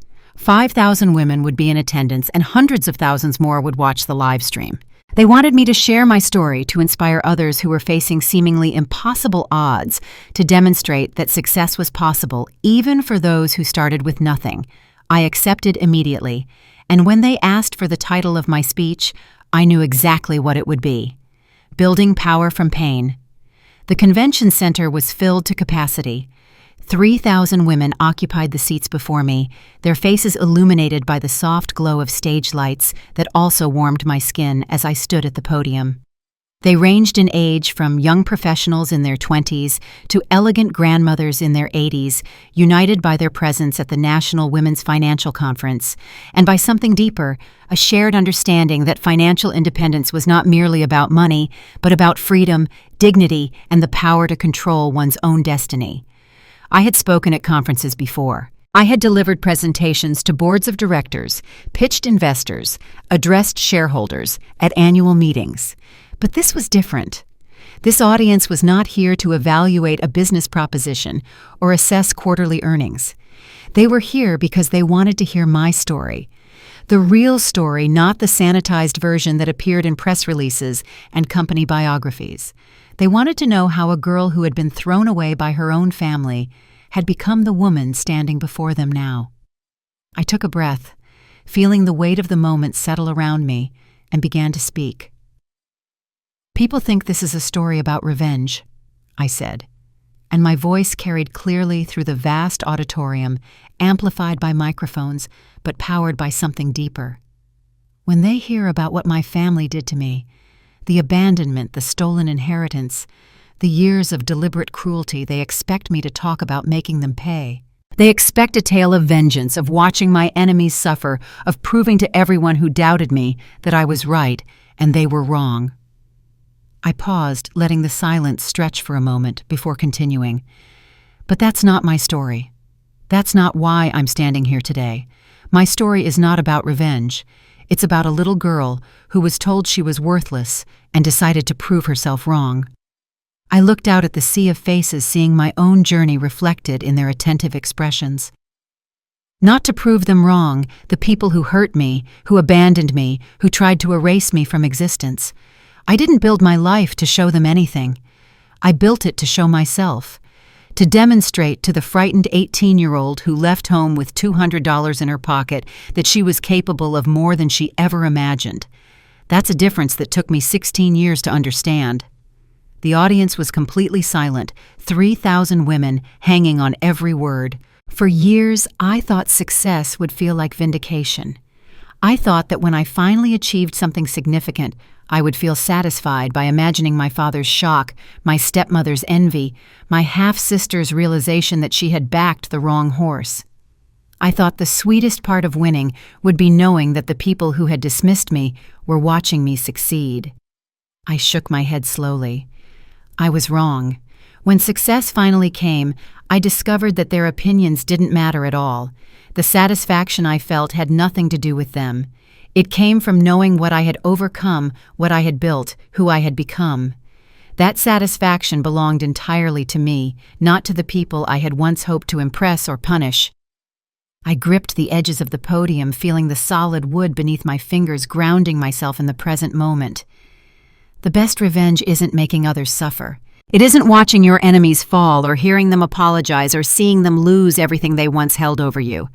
The best revenge is building a life so fulfilling, so meaningful, so aligned with your own values and dreams that the opinion of those who hurt you becomes completely irrelevant.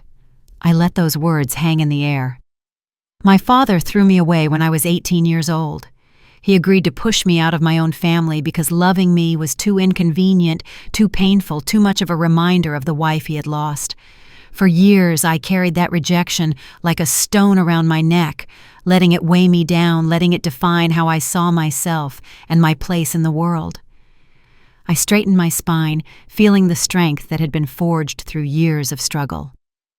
But I didn't let it define me forever. I refused to let his inability to love me become my inability to love myself. I built a company that has helped thousands of women take control of their financial futures. I created programs that provide support and education to people who once felt as alone and frightened as I did. I surrounded myself with colleagues and mentors and friends who see my value and celebrate my achievements. My father's opinion of me became irrelevant, not because I proved him wrong, but because I no longer needed his approval to know my own worth. The applause that erupted caught me off guard, a wave of sound that washed over me from 3,000 pairs of hands. I waited for it to subside before continuing. My stepmother tried to erase me from the family, I said. She hid the letter my mother left for me. She stole the resources that were meant to help me start my life. She spent 16 years convincing everyone around her that I was ungrateful, unstable, unworthy of consideration. She wanted me to disappear, to become invisible, to be forgotten so completely that it would be as if I had never existed at all. I spread my arms to encompass the vast auditorium, the thousands of faces, the cameras broadcasting my words to hundreds of thousands more. And yet here I am, standing on a national stage, more visible than she has ever been or ever will be. I didn't win by destroying her. I won by becoming someone she could never have imagined I would become, someone she could never predict, never control, never erase. I leaned forward, speaking directly to every woman in that room who had ever been made to feel small. That victory belongs to no one but me, not to my family who are dealing with the consequences of their own choices, not to the people who helped me along the way, though I am eternally grateful for their support. The victory of becoming who I am belongs to me, to the frightened girl who decided to keep going when everything told her to give up, to the struggling young woman who ate one meal a day so she could afford textbooks, to the entrepreneur who picked herself up after every failure and tried again. Every step of this journey was mine. Every decision, every sacrifice, every moment of doubt overcome by determination. No one can take that from me, because no one gave it to me in the first place. When the speech concluded, the standing ovation lasted for nearly 5 minutes. Women approached me afterward with tears in their eyes, sharing their own stories of abandonment and resilience of families that had failed them and the lives they had built despite those failures. Each conversation reinforced why I had chosen this path, not for personal glory or financial success, but for the opportunity to show others that survival was possible, that growth was achievable, that the people who tried to break you did not have to succeed. Marcus found me in the green room after the last well-wisher had departed. He was smiling, which was unusual for a man who typically maintained careful professional composure, and there was something in his expression that suggested he had news to share. "That was remarkable," he said. "I've watched you speak many times, but this was different. You reached them in a way that statistics and strategies never could." "It's easy to speak from the heart when you mean what you're saying," I replied, settling into a chair and feeling the pleasant exhaustion that followed any significant performance. Marcus sat across from me, his expression growing more serious. "I've been approached by a coalition of financial institutions and nonprofit organizations," he said. They're launching a national campaign for financial literacy among elderly women, the largest initiative of its kind ever attempted. They want a spokesperson, someone who can connect with the target audience on a personal level, someone who understands their struggles not just intellectually, but experientially. He paused, and I knew what was coming before he said it. They want you, Courtney. No one understands what these women face better than you do. You've lived their fears. You've overcome their obstacles. You can reach them in ways that no marketing team, no matter how talented, ever could. This campaign could help millions of women take control of their financial futures, and they want you to be the face of it. I looked out the window of the green room at the city skyline stretching toward the horizon. The sun was setting, painting the buildings in shades of gold and amber, transforming the ordinary urban landscape into something that looked almost magical. I thought about my mother's letter, the worn paper, and careful handwriting that had guided me through my darkest hours. I thought about Robert Chen, waiting patiently for 8 years until I was ready to reach out. I thought about Marcus himself, honoring a promise made to a dying woman he barely knew. I thought about every cold night in unheated apartments, every meal skipped to save money, every moment of doubt and fear and loneliness that had somehow impossibly led to this moment. Yes, I said, and the word felt like the opening of a door rather than the closing of one. I'm ready, Marcus nodded satisfied, and began explaining the details of the campaign, the timeline, the resources, the scope of what we would attempt to build. I listened attentively, asking questions, making notes, already thinking about how to make this initiative as effective as possible. But part of my mind remained at the window looking out at the fading sunset, thinking about the journey that had brought me here, and the road that still stretched ahead. After Marcus left to make phone calls, I remained alone in the green room watching the last light disappear from the sky. The city below was transitioning from day-to-night windows illuminating one by one lives continuing in all their ordinary complexity. Somewhere out there were women who would benefit from the campaign we were about to launch. Somewhere were young girls being told they were worthless, who would one day need to know that the people who dismissed them were wrong. Somewhere was the next version of me, scared alone, but not yet aware of the strength she carried inside her. I smiled softly, feeling a warmth that had nothing to do with the temperature of the room. I had built something meaningful from the wreckage of my past. I had proven that the broken pieces of a shattered life could be reassembled into something beautiful, something useful, something that helped others avoid the pain I had endured. And yet this was not an ending. It was a beginning, a new chapter in a story that I was only starting to understand. "Mom," I said quietly, speaking to the empty room and the memory that lived within it. "I hope you're watching. Everything you did for me, the letter, the contacts, the faith you had in who I would become, it all mattered. Every seed you planted bloomed exactly when I needed it most. I wish you could see what I've built. I wish you could meet the people I've helped.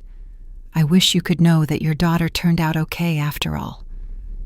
I pressed my hand against the window glass, feeling the cool surface against my palm. "This chapter is closing," I whispered. "But my story, our story is just beginning." Then I gathered my things, walked out of the green room, and stepped into whatever came next. Courtney's journey proves that the people who try to break you don't get to decide who you become. She walked out of that house with nothing but $200 and a broken heart, and she built an empire that changed thousands of lives. The family that threw her away had to watch her rise higher than they ever imagined possible. But the real victory wasn't their shock or their regret.